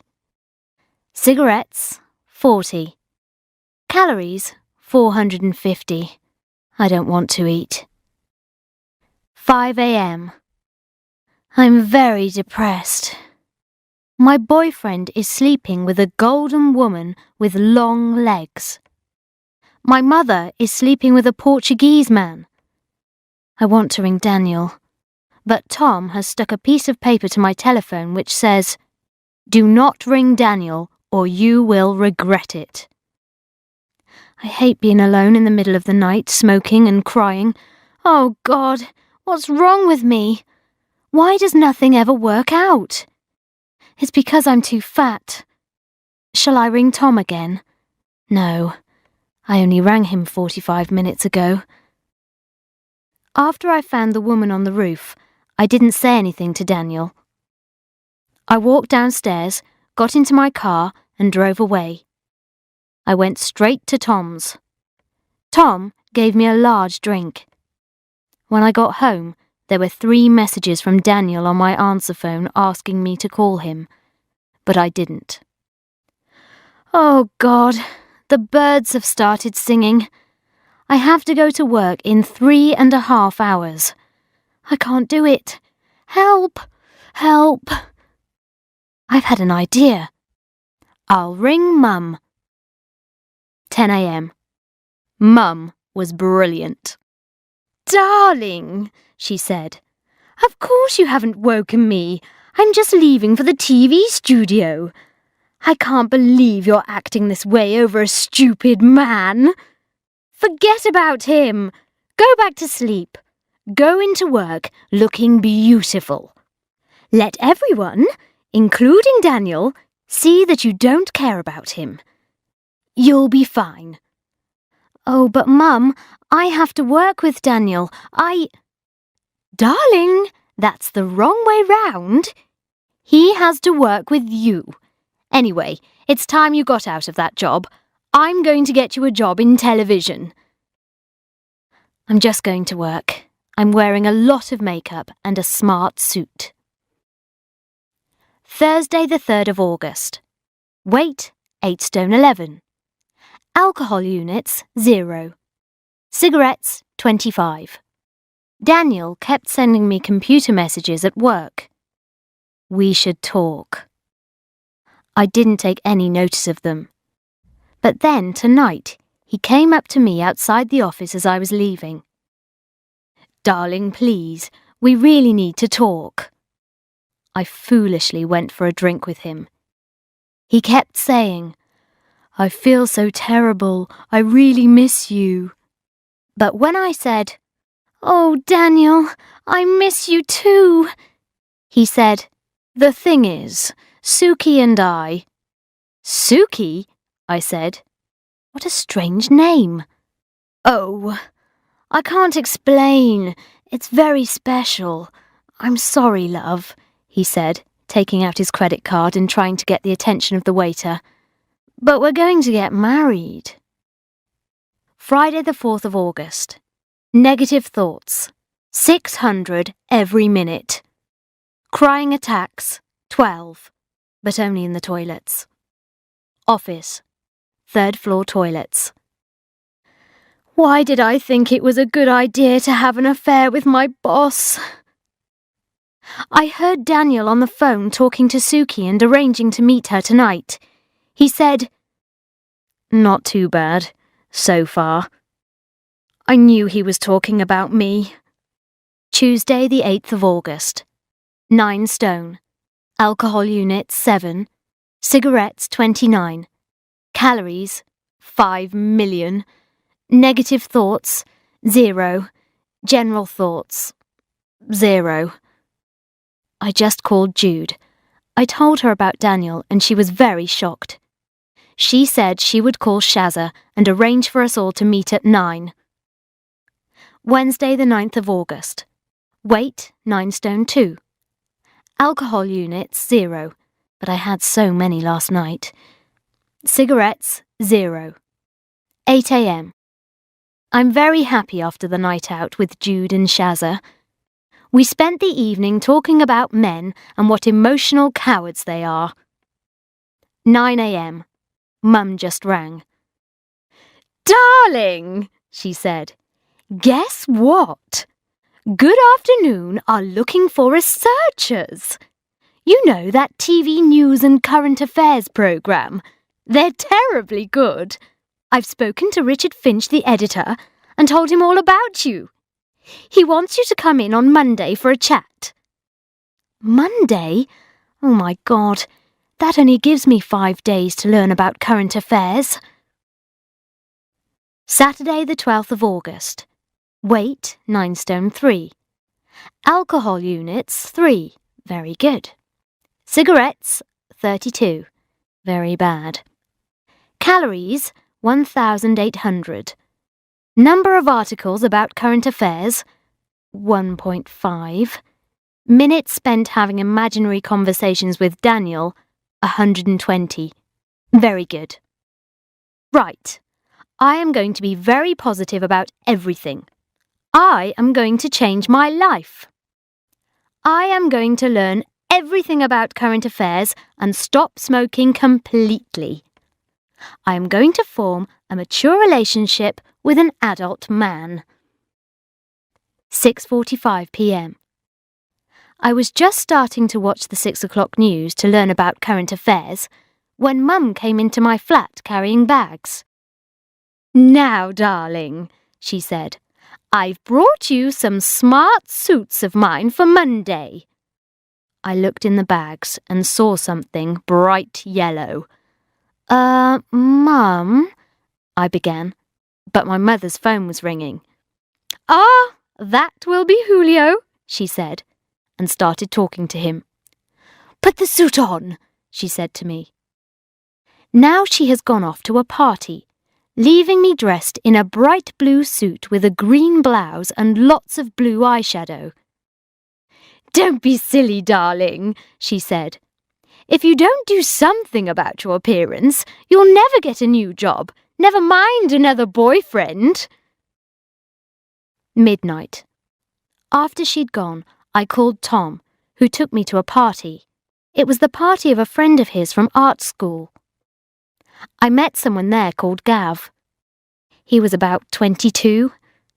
But then I saw Daniel, and I felt really upset again. I went into the toilets and started to cry. Tom was waiting outside. "Come and talk to Gav," he said. "He really likes you." But then he looked at my face and said, "Oh dear, I'll take you home." It's no good. When someone leaves you, you miss them very badly, and you feel that there's something wrong with you. They didn't want you, so you lose all your confidence.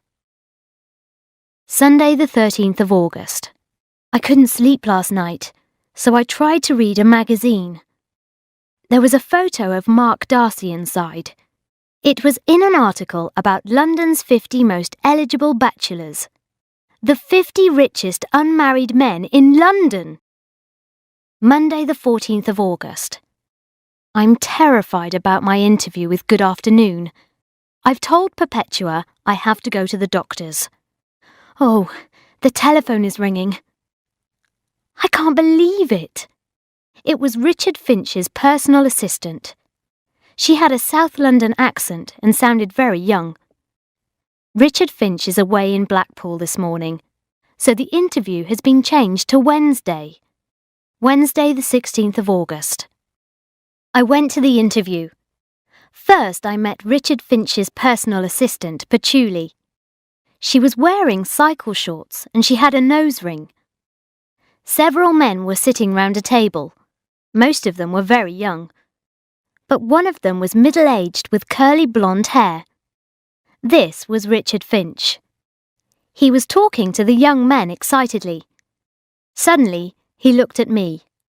"You must be Bridget," he shouted. "Tell me, why do you want a job in television?" My mind went blank. I couldn't think what to say. I couldn't remember anything about politics or current affairs. "I have to leave my job because I slept with my boss," I said. There was a silence. Then Richard Finch started to laugh, and all the young men started to laugh as well. "Bridget Jones," said Richard at last. "Welcome to Good Afternoon. Take a seat, my darling." Monday the 28th of August. I got a letter from Richard Finch offering me a job, I think. This is all it said. "Okay, my darling, you're on." Tuesday the 29th of August. Weight 9 stone 2. Alcohol units 0. Very good. Cigarettes 3. Good. Calories 1,456. 10:30 a.m. Office. I just called Patchouli. She said I must start in a week. I don't know anything about television, but I don't want to work with Daniel anymore. I had better go and tell him. 11:15 a.m. I can't believe this. Daniel stared at me, white-faced. "You can't do this," he said. "Have you any idea how difficult the last few weeks have been for me?" Then Perpetua burst in. She must have been listening outside the door. "Daniel," she shouted, "how can you be so selfish? It was you who finished with Bridget, so let her go." I suddenly love Perpetua.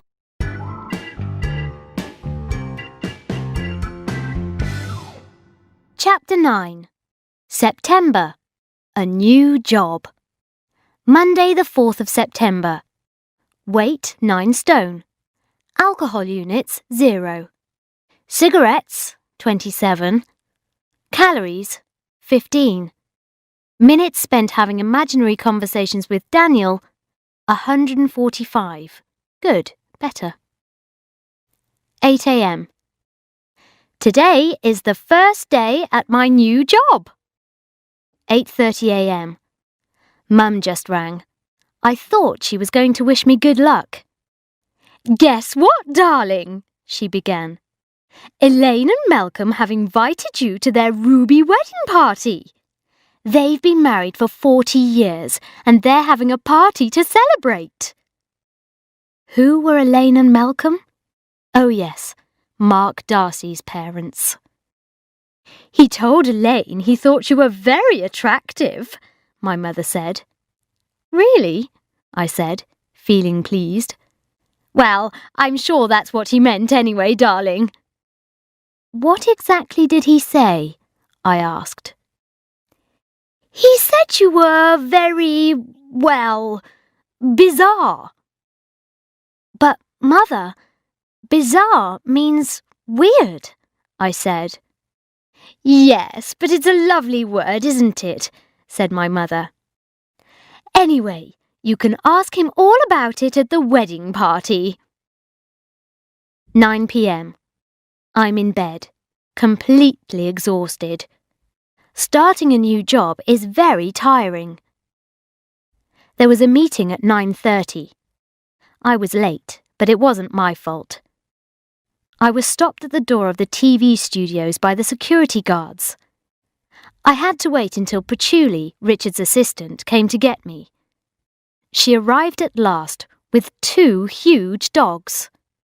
"They're Richard's," she said, dragging the dogs away. "Aren't they brilliant? I'll just take them out to the car." "Won't I be late for the meeting?" I asked, but Patchouli wasn't listening. So by the time I got into the office, the meeting had started. Everyone turned round and stared at me. It was really embarrassing. Saturday the 9th of September. Weight 8 stone 12. Alcohol units 4. Cigarettes 10. Calories 1,876. Minutes spent having imaginary conversations with Daniel 24. Excellent. 11:30 a.m. I was just preparing my breakfast when suddenly my mother burst into my flat. "Guess what, darling?" she said. "What?" I asked. "Malcolm and Elaine are having the Ruby wedding party at Mark's house. Mark's bought a big house in Holland Park, that very fashionable area. What are you going to wear?" "Are you going with Julio or Dad?" I asked. "Oh, darling, I don't know. Probably both of them," she said. "You can't do that." "But Daddy and I are still friends, darling. I'm just friends with Julio as well. Anyway, I'll tell Elaine you'd love to come, shall I? I must go. Bye!" Saturday the 23rd of September. Weight 9 stone. Alcohol units 0. Cigarettes 0. Replies written to Mark Darcy's invitation 14. But writing the replies has replaced the imaginary conversations with Daniel.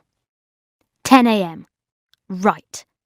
I am going to reply to Mark Darcy's invitation and tell him I won't be able to go to his party. There is no reason for me to go. Anyway, I would miss my favourite TV programmes. Oh, the telephone is ringing. It was Dad. "Bridget, are you coming to the Darcy's party next Saturday?" he said. "Your mother and that Portuguese man will be there. I want to show them I don't care and I need you to support me. Please come."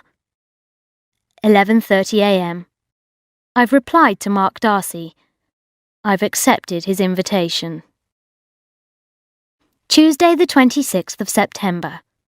Weight 8 stone 13. Alcohol units 0.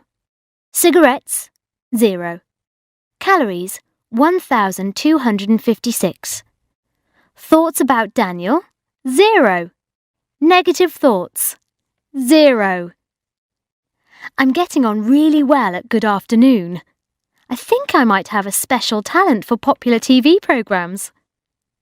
Richard Finch has got an idea about fire stations. He wants me to go to a fire station in Lewisham in South London and interview the firemen. I have to go there tomorrow at 11 a.m. I'm going to be on television. I am going to ring all my friends and tell them to watch the programme. I'm going to tell Mum straight away. Wednesday the 27th of September. Weight 8 stone 11. I've lost weight because I'm so embarrassed. Alcohol units 3. Cigarettes 0. I wasn't allowed to smoke in the fire station. But then I had 12 within an hour.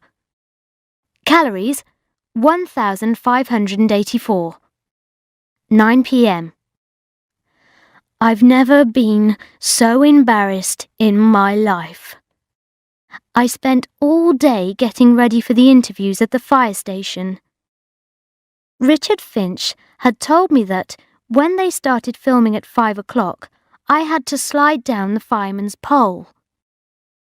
The firemen use this pole when they're called out to an emergency. At 5 o'clock, I was ready at the top of the pole. Suddenly, I heard Richard's voice in my earpiece shouting, "Go, go, go, go, go!" So I started to slide down the pole. Then he shouted again, "Newcastle, go, go, go! Bridget, wait in Lewisham. We'll film you in about 30 seconds." But it was too late. I was halfway down the pole. I started to try and pull myself back up. Then suddenly Richard shouted again, "Bridget, what are you doing? The camera's on you now. You're supposed to be sliding down the pole, not trying to climb up it. Go, go, go!" I smiled in a mad kind of way at the camera and dropped myself down. I landed at the feet of a fireman I was supposed to interview. "Lewisham, we've run out of time," shouted Richard in my ear. "Finish the interview, Bridget." "And now, back to the studio," I said. Thursday the 28th of September. Weight 8 stone 12. Alcohol units 2. Cigarettes 11. Calories 1,850. Job offers from fire stations and other TV stations 0. Not really surprising. 11 a.m. Everyone is laughing at me. Everyone is saying, "And now, back to the studio." They all think it's very funny. Patchouli came up to me. "That fireman pole idea was really brilliant," she said. "Now, back to the studio." I'm so depressed. I thought I'd found something I was good at, but I'm no good at anything. Not men, not social skills, not work, nothing.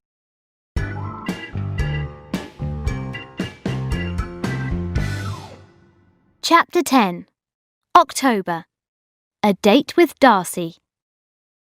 Weight 8 stone 11. Alcohol units 0. Very good, especially for a party. 4 a.m. I've had a very surprising evening. Dad and I went to the Darcy's Ruby wedding party. I had a shock when we arrived. Mark Darcy's house is huge. It is painted white and it looks like a wedding cake. All the trees around were hung with red lights and shiny red hearts to celebrate the ruby wedding. We went down a stairway lit by heart-shaped candles on each step. The stairs led down into a huge room leading onto the garden. The whole room was lit by candles. The waiters brought round large silver trays with champagne and delicious food. All the guests were happy and laughing. The only guests who were not happy were my mother and Una Alconbury. "What do you think of this party, Pam?" Una said to my mother. "I think it's very showy," said my mother. "The Darcys just want everyone to know how much money they have." I glanced round nervously. There, very near us, was Mark Darcy. He must have heard everything.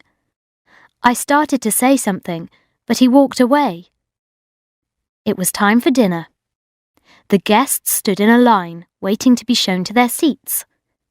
Mark Darcy was standing just in front of me. "Hi," I said. I was sorry about my mother's rudeness, and I wanted to make the situation better. Mark looked round, but then he looked away. "Hi," I said, in a louder voice. He turned round again. "Oh, hi. I'm sorry, I didn't see you," he said. "It's a great party," I said. "Thanks for inviting me." Mark stared at me for a moment. "Oh, I didn't invite you," he said. "My mother invited you." He turned round and went away. Then Natasha appeared, wearing a beautiful gold dress, and took his arm. All the guests had places at the table with their names on cards. I was sitting next to Geoffrey Alconbury. "So, how's my little Bridget?" said Uncle Geoffrey. "Una tells me you've broken up with your boyfriend. When are we going to get you married off?" After the meal, I decided to go and look at Elaine and Malcolm's ruby wedding presents. I went into the room where the presents were on show. "What are you doing?" said a voice. It was Mark. I didn't know what to say. Perhaps he thought I was trying to steal the presents. "I'm just looking at the presents," I said. Just then, Natasha appeared in the doorway. "Oh, hi," she said when she saw me. "Aren't you wearing your bunny girl costume today?" She laughed. I went outside for some fresh air and a cigarette. It was a wonderful warm night. The moon and stars shone brightly. A young boy approached me. He was blonde and quite attractive. "Hi," said the boy. He lit a cigarette and came towards me. "I'm Simon. Would you like to dance? Out here in the garden, just for a moment?" "I don't know," I said. "Please," said Simon. "I've never danced with an older woman before." "Oh, sorry, I didn't mean—" He took my hand and we started dancing. Then a voice said, "That's enough now, Simon." It was Mark Darcy. "Go back inside." Simon walked off in an embarrassed way. "Bridget, will you dance with me?" asked Mark. "No," I said. Then I went on. "But I'm very glad you asked me to your party. It's fantastic. Thank you very much." Mark started walking around. He pushed his hands through his hair. "Bridget," he said. Have you read any good books lately?" I couldn't believe it. Mark Darcy was asking me about books again. It was the same question that he had asked me at Una Alconbury's turkey lunch. "Mark," I said, "why don't you ask me something else?" "Well," he said, will you have dinner with me, Bridget?" I stopped and stared at him suspiciously. Did my mum tell you to ask me that? I said. Or Una Alconbury? No, he replied. Please don't ask me if I've read any good books again, I said. He stared at me. But Una Alconbury told me you know a lot about books, he explained, and that you have a very glamorous life with millions of men taking you out. I heard about Daniel. I'm sorry. Why don't you like him? I asked. He slept with my wife, replied Mark. It was 2 weeks after our wedding. I stared at him in shock. Then a voice shouted from the house. Mark! It was Natasha. Mark, what are you doing down there? You're so different from all the other girls I know, said Mark. No other girl would wear a bunny tail or... Mark! Shouted Natasha again. But you're going out with Natasha, I said. I'm not anymore, he said. Let's have dinner sometime, all right? Okay, I whispered. Okay. I gave Mark my address and phone number, and we arranged to have dinner next Tuesday. Tuesday the 3rd of October. Weight 8 stone 12. Alcohol units 3. Very good. Cigarettes 21. Bad. 7:30 p.m. I am in a complete panic. Mark Darcy is coming round to pick me up in half an hour. I've just got home from work and I need to wash my hair. 7:50 p.m. Oh God, I still haven't washed my hair. I'll quickly get into the bath. 8 p.m. I'm drying my hair now with my hairdryer. I very much hope Mark Darcy is late because I'm still not ready. 8:05 p.m. My hair is almost dry now. I just have to put on my makeup. 8:15 p.m. He's still not here. 8:20 p.m.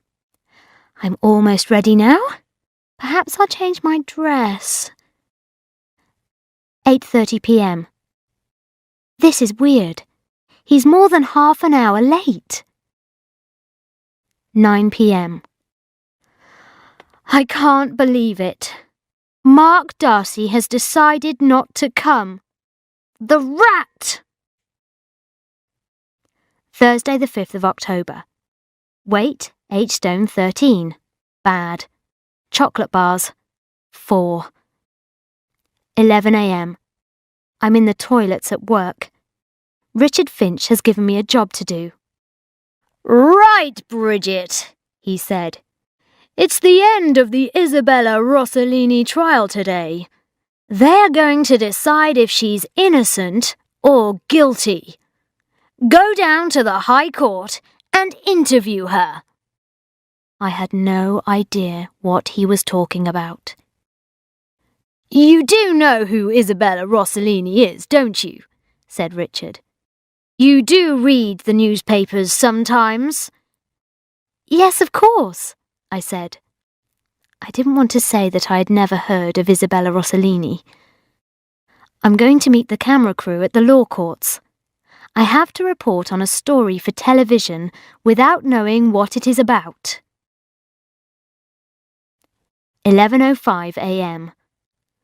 I just came out of the toilets and found Patchouli outside with Richard's dogs. Are you okay? She asked. You look a bit worried. No, I'm fine, I said. Are you sure? She stared at me for a moment. Listen, Richard didn't mean Isabella Rossellini. He's thinking of Elena Rossini, right? Oh, now I understand. Elena Rossini is a children's nanny. She's accused of murdering her employer, but she says she killed him because he tried to attack her. I grabbed a couple of newspapers and ran for a taxi.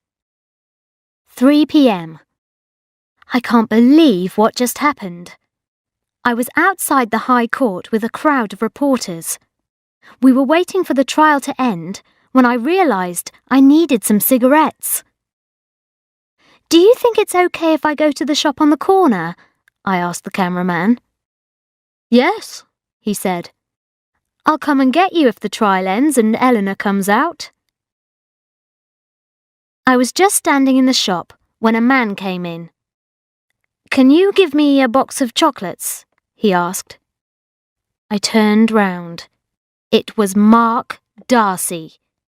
He was wearing the clothes lawyers wear in court. He just stared at me. "Where were you last night?" I asked. "I'd like to ask you the same question," he replied coldly. Then the camera assistant rushed into the shop. "Bridget!" he shouted. "We've missed the interview! Eleanor Rossini's come out and gone!" "Missed the interview?" I said. "Oh, God, I'll be sacked! I'll lose my job! Did the other reporters get interviews with her?" "Actually, nobody got interviews," said Mark Darcy. "Didn't they?" I said. "But how do you know?" "Because I was the lawyer who was defending her, and I told her not to give any interviews," he said. "Look, she's out there in my car." As I looked, Eleanor Rossini put her head out of the car window and shouted, "Hurry up with my chocolates, Mark!" "So, where were you last night?" asked Mark Darcy. "Waiting for you?" I said. "What, at 8:05?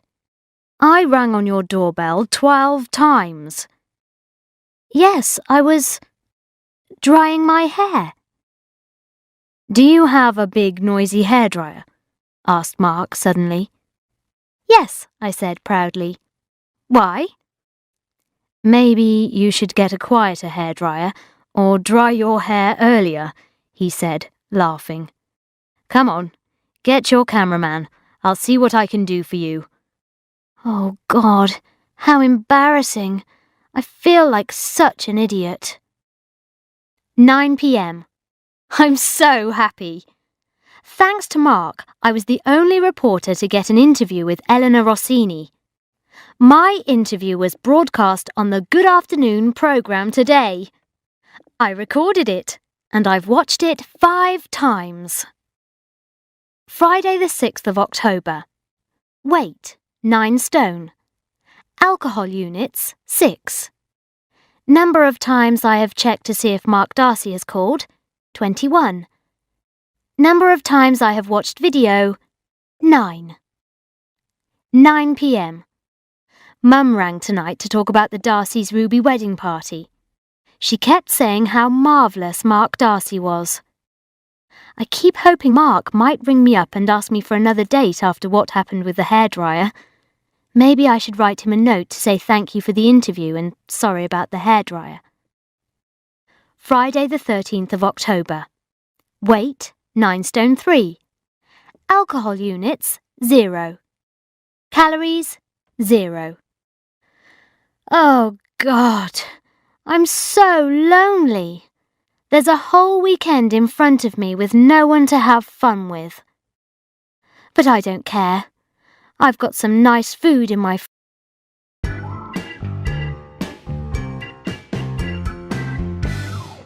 Chapter 11. November. A criminal in the family. Wednesday the 1st of November. Weight, 8 stone 13. Alcohol units, 2. Very good. Cigarettes, 4. Mark Darcy still hasn't called me. But Jude has had a brilliant idea. "Why don't you have a dinner party and invite him?" she said. "It's not like asking him on a date. All your friends will be there." Friday the 3rd of November. Weight, 9 stone 2. Alcohol units, 2. Cigarettes, 8. Calories, 5,245. 11 a.m. I'm very excited about the idea of a dinner party. I've bought a marvellous new cookery book by a famous international chef. He makes cooking sound very easy. Thursday the 9th of November. Weight, 8 stone 13. Alcohol units, 5. Cigarettes, 12. Calories, 1,456. I've decided to have the dinner party on Tuesday the 21st of November. Mark Darcy seemed very pleased when I rang him up. "What are you going to cook?" he said. "Are you good at cooking?" "Actually, I'm going to use a recipe by a famous international chef," I said. Mark Darcy laughed. "Well, don't do anything too complicated," he said. "Remember, everyone's coming to see you, not just to eat your food." Monday the 20th of November. Weight, 8 stone 12. Very good. Cigarettes, 0. Alcohol units, 3. Calories, 200. 7 p.m. I've just got back from the supermarket. I bought a lot of things for the dinner party. I've got to start preparing the food tonight. First, I'm going to make soup. The recipe says I have to boil some vegetables. I have to tie the vegetables together with string to make the soup taste better. But I only have bright blue string. Oh well, I'm sure it will be okay. I'm going to make a lovely dessert with oranges. I bought 36 oranges from the supermarket. Now I have to peel them and slice them. It won't take long. 1 a.m. I'm too tired to stay awake now. Tuesday the 21st of November. Weight, 8 stone 11. Alcohol units, 9. Very bad. Cigarettes, 37. Very, very bad. Calories, 3,479. Terrible. 5 p.m. Oh, God, this has been a terrible day. My mother rang me at work. "Hello, darling. It's Mummy here. I just called to say goodbye before I go." "Go? Go where?" I asked. "Oh, Julio and I are going to Portugal for a couple of weeks," she replied. Bridget, I was just wondering, could you lend me some money? Just a couple of £100. "I'm in the middle of work," I said. "How will I get the money to you?" "I'm outside the bank just across the road from your office," she said. "Meet me there in 5 minutes." I went downstairs to the cash point machine and took some money out. Just then, I saw my mother hurrying towards me. It was raining, but she was wearing sunglasses. "Oh, there you are, darling. You are sweet," she said, grabbing the money from my hand. "Thank you very much. I must go. Goodbye." "What's going on?" I asked, suspiciously. "What are you doing here? Why can't Julio lend you the money?" For a moment, she looked frightened. Then she smiled. "I'll be fine," she said. "Take care." She hugged me quickly. Then she ran back across the road. 7 p.m. I just got home. Right. I must keep calm. I'll put the soup in the pan with the vegetables tied with string. 8:30 p.m. Everything is going very well. The guests are all in the living room. Mark Darcy brought champagne and a box of chocolates. 8:35 p.m. Oh my God. I just looked in the pan. The dye has come off the string and coloured the soup. Now the soup is bright blue. 9 p.m. I love my friends. They didn't mind about the blue soup. Mark Darcy said that there is nothing wrong with blue food. 9:30 p.m. Mark, Darcy and Jude came into the kitchen and helped me make a big omelette with eggs and fried potatoes. At least the orange dessert will be good. 10 p.m. I am very disappointed. The orange dessert tasted like marmalade. I have failed at cooking. After all the time and money I've spent on this meal, I have served my friends with blue soup, omelette, marmalade. I didn't think things could get any worse, but after the meal was cleared away, the phone rang. It was Dad. "I'm sorry, Bridget. I'm afraid there's been some rather bad news." "What?" I asked.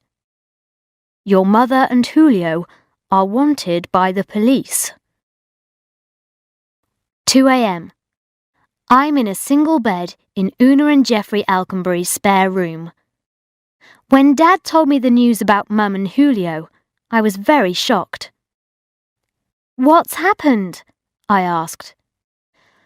"I'm afraid they have stolen money from a large number of people," Dad explained, "including myself and some of our closest friends. Your mother may have to go to prison." "Oh my God! What did they do?"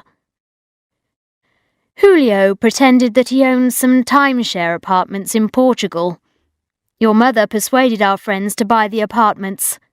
They gave Julio money, people like Una and Jeffrey, and Malcolm and Elaine Darcy." "Oh my God! Mark Darcy's parents!" "So, what happened?" "The apartments didn't exist. Your mother gave Julio a lot of money too. She has borrowed money from the bank and remortgaged our house. So if we can't pay the money back to the bank, they can take our house away. We'll have no home, and your mother will be a criminal." Jude came into the room. I told her what had happened. She didn't say anything, but immediately went to fetch Mark Darcy. "This is all my fault," he said. "I knew there was something wrong about Julio. I heard him talking on the phone at the fancy dress party. But I didn't know he had taken money from my parents. Where's your mother now?" "I don't know," I said. "Portugal, I think." "Where's your father?" asked Mark. "Would you like to go to him?" "He's at Una and Jeffrey Alconbury's place," I said. Mark and I drove up to the Alconburys' house. Several of our friends were also there. They were eating sandwiches and drinking wine and discussing what to do. Mark walked around making phone calls. It was terrible, but it was also rather exciting. Wednesday, the 22nd of November. Weight, 8 stone 10. Alcohol units, 3. Cigarettes, 27. Calories, 5,671. 10 a.m. I'm back in my flat. I didn't get any sleep last night, and now I've got to go to work. Richard Finch will be angry because I'm late. Mark Darcy went back to London very early in the morning. I left a message on his answer phone saying thank you for helping. Una and Jeffrey told me not to worry about Dad because they will look after him. Saturday, the 25th of November. Weight, 9 stone. Alcohol units, 2. Cigarettes, 3. Calories, 4,567. Thank God. Dad has had a phone call from Mum. She said not to worry and that she was safe. The police checked the line and found out that she was calling from Portugal. I'm going to see Dad this afternoon. I wish Mark Darcy would ring. 1 p.m. Just as I was leaving, Mark Darcy called. He was ringing from Portugal. He said the police there have found Mum. Mark thinks she won't have to go to prison because she didn't know what Julio was doing. The police haven't found Julio yet. Mum is coming back tonight, but she will have to go straight to a police station for questioning. Sunday the 26th of November. Weight 9 stone 1. Alcohol units 0. Cigarettes 1. Calories 188. It's been a terrible day. Dad and I went to the airport to meet Mum this evening. 2 policemen were with her. Dad and I thought that Mum would feel ashamed because of what had happened. But she wasn't ashamed at all. "Let me go," she kept saying to the policeman. "I'm back in Britain now. I don't want everyone to see me with the police." "You have to go with them, Mum," I said. "You have to find out if they are going to arrest you." At last Mum got into the back of the police car and it drove away. Monday the 27th of November. Weight 9 stone 1. Alcohol units 0. Cigarettes 50. Hours of sleep 0. 9 a.m. I'm completely exhausted. Dad and I waited at the police station last night for 2 hours. At last we heard Mum's voice coming along a corridor. "Yes, that's right. It's me. I'm on Suddenly Single every morning. Would you like me to sign my name for you?" She came round the corner. There was a policeman with her, and she was wearing his helmet. "Aren't they going to arrest you?" I asked. "Don't be silly, darling," she said, looking at the policeman, who turned red. "Of course they're not going to arrest me." "So what happened?" I asked her when we were in the car. "Oh, it was just a silly problem," said Mum. "The Portuguese authorities wouldn't give us planning permission to build the apartments, but we had a super holiday." "Where is Julio?" I asked suspiciously. "Oh, he stayed behind in Portugal." We went back to Una and Geoffrey Alconbury's. Everyone looked angrily at Mum. So she decided to go straight to bed. Then the phone rang for Dad. "That was Mark Darcy," said Dad. "He's still in Portugal. He's made a deal with Julio and he's got some of the money back." Everyone was very happy and very grateful to Mark Darcy.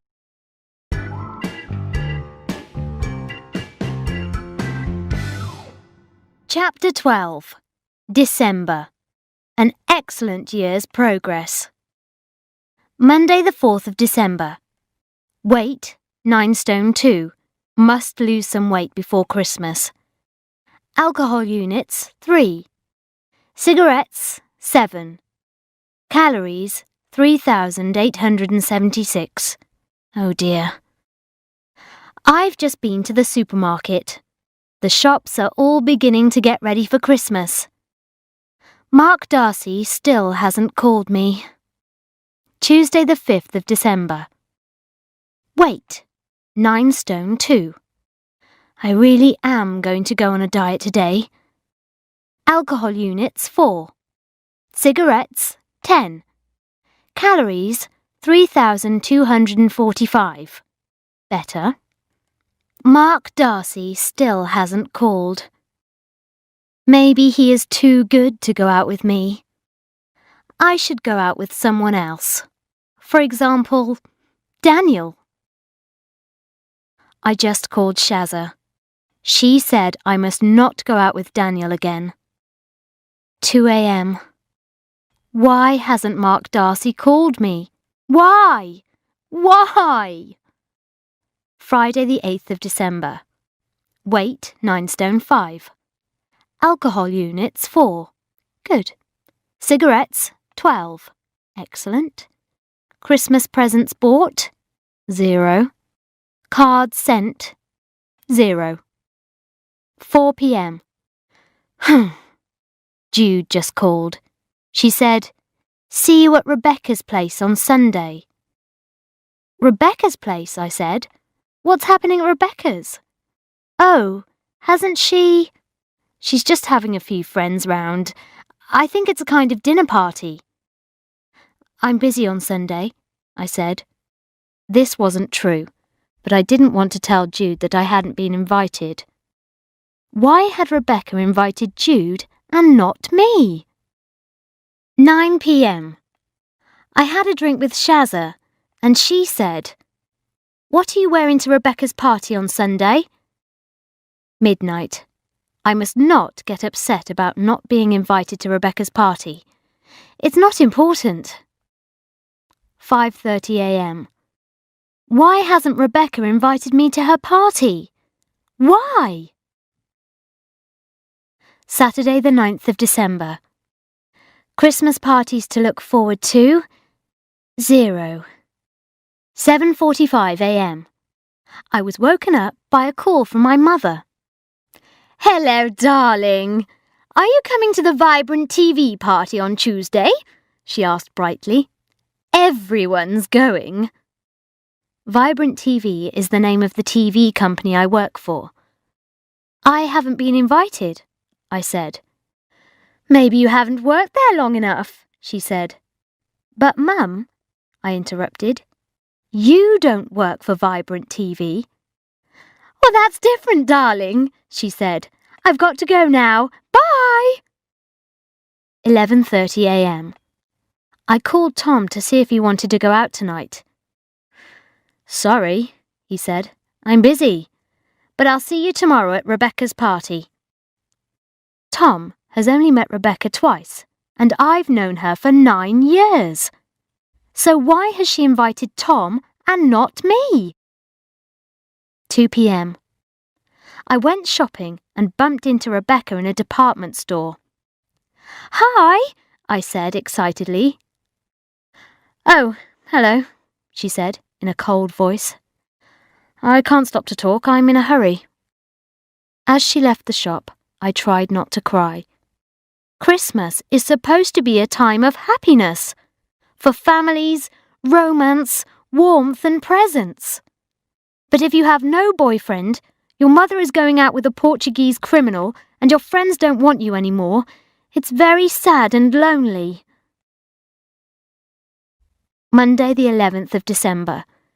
I returned from work to find a message from Rebecca on my answer phone. "Bridget, this is Rebecca. I know you work in TV now and you go to glamorous parties every night. I know you're too busy to come to an old friend's party, but you could have replied to my invitation."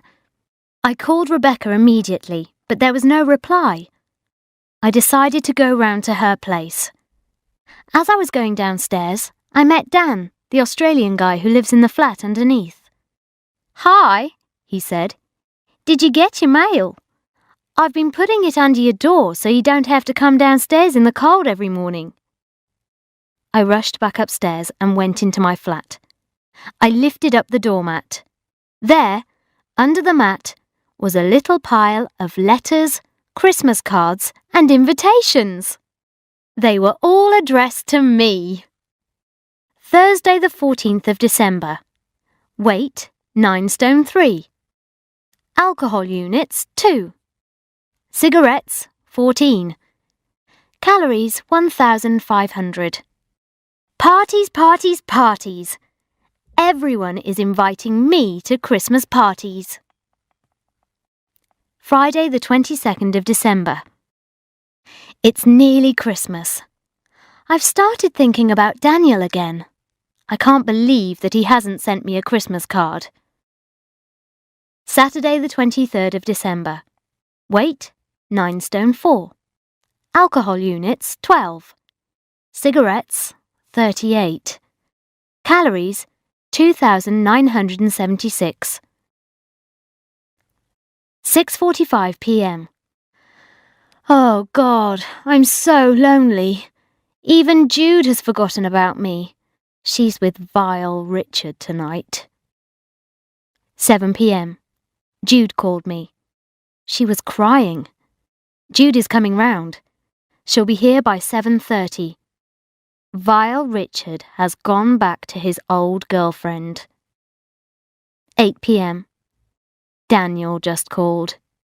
He was very drunk. "I love you, Jones," he said. I've made a terrible mistake. Stupid Suki made of plastic. I'm coming round. Midnight. Neither of them came round. Vile Richard changed his mind and came back to Jude. And Daniel called at 10 o'clock. He said he was watching the football. I'm completely alone. My whole year has been a failure. Sunday the 24th of December. Weight 9 stone 4. Alcohol units 1. Cigarettes 2. Calories 1 million. Number of warm festive thoughts 0. Midnight. I'm at my parents' house. Once again, I am spending Christmas Eve alone in my parents' house in a single bed. It's so embarrassing. Monday the 25th of December. Weight 9 stone 5. Alcohol units 2. Cigarettes 3. Calories 2,657. Number of crazy Christmas presents 12. 12:30 p.m. I went downstairs to find Mum and Doona in the kitchen preparing the vegetables for Christmas dinner. Every Christmas my mother and Una have a terrible argument about the gravy, the sauce made with the juices from the turkey. Both of them think they know the best way to make gravy. They had just started arguing when there was a terrible crash. Then a figure burst through the French windows from the garden. It was Julio. He was holding a bottle of wine. He walked over to my dad. "You sleep with my woman," he said. "Ah," said Dad. "Merry Christmas. Would you like a drink?" "You sleep," said Julio, dangerously, "with my woman." He looked very wild, drunk and exciting. "Oh, Julio, you naughty person," said Mum, in a voice like a little girl. Oh, God, she was still in love with Julio. "You sleep," said Julio, pointing at Dad. "With him." Then he rushed upstairs. "Please can you ask everyone to sit down," said Mum to Dad, "and start serving dinner." She followed Julio upstairs. I looked out of the window and had a great shock.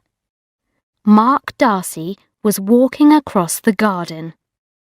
The next minute, he had entered the living room through the French windows. "Everyone keep quiet," he said.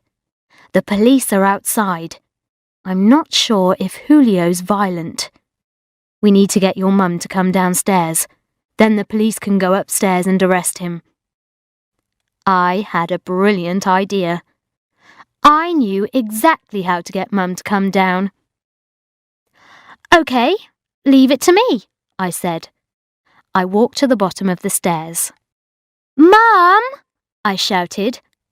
"Una is spoiling the gravy. Can you come down?" Immediately, my mother ran downstairs and into the kitchen.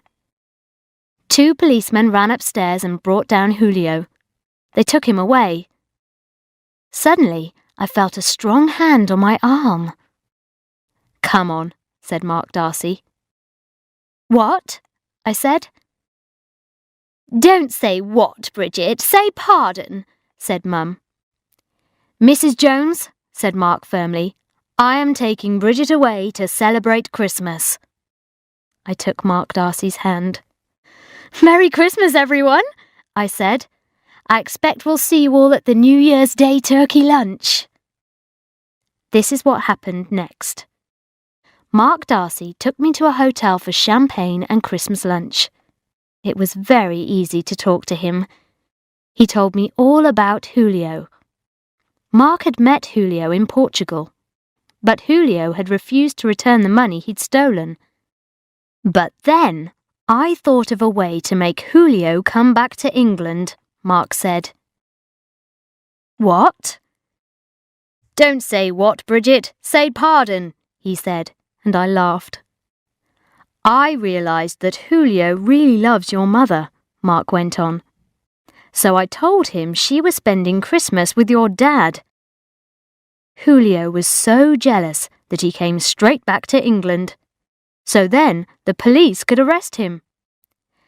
That was very kind of you, I said. But why did you do it? Bridget, he said. Isn't it obvious? Oh, God! I realised that everything Mark Darcy had done to help my family was because he loved me. It was a wonderful feeling. Later, we went upstairs and had more champagne. Why didn't you ring me up before Christmas? I asked suspiciously. I left you 2 messages. I didn't want to talk to you till I'd finished the job, and I didn't think you liked me very much. What? Don't you mean pardon? He said, laughing. January to December. A summary. Alcohol units, 3,836. Not good. Cigarettes, 5,277. Weight gained, 5 stone 2 pounds. Weight lost, 5 stone 3 pounds. Excellent. Valentines, 1. Boyfriends, 2. Nice boyfriends, 1. Number of New Year resolutions kept, 1. An excellent year's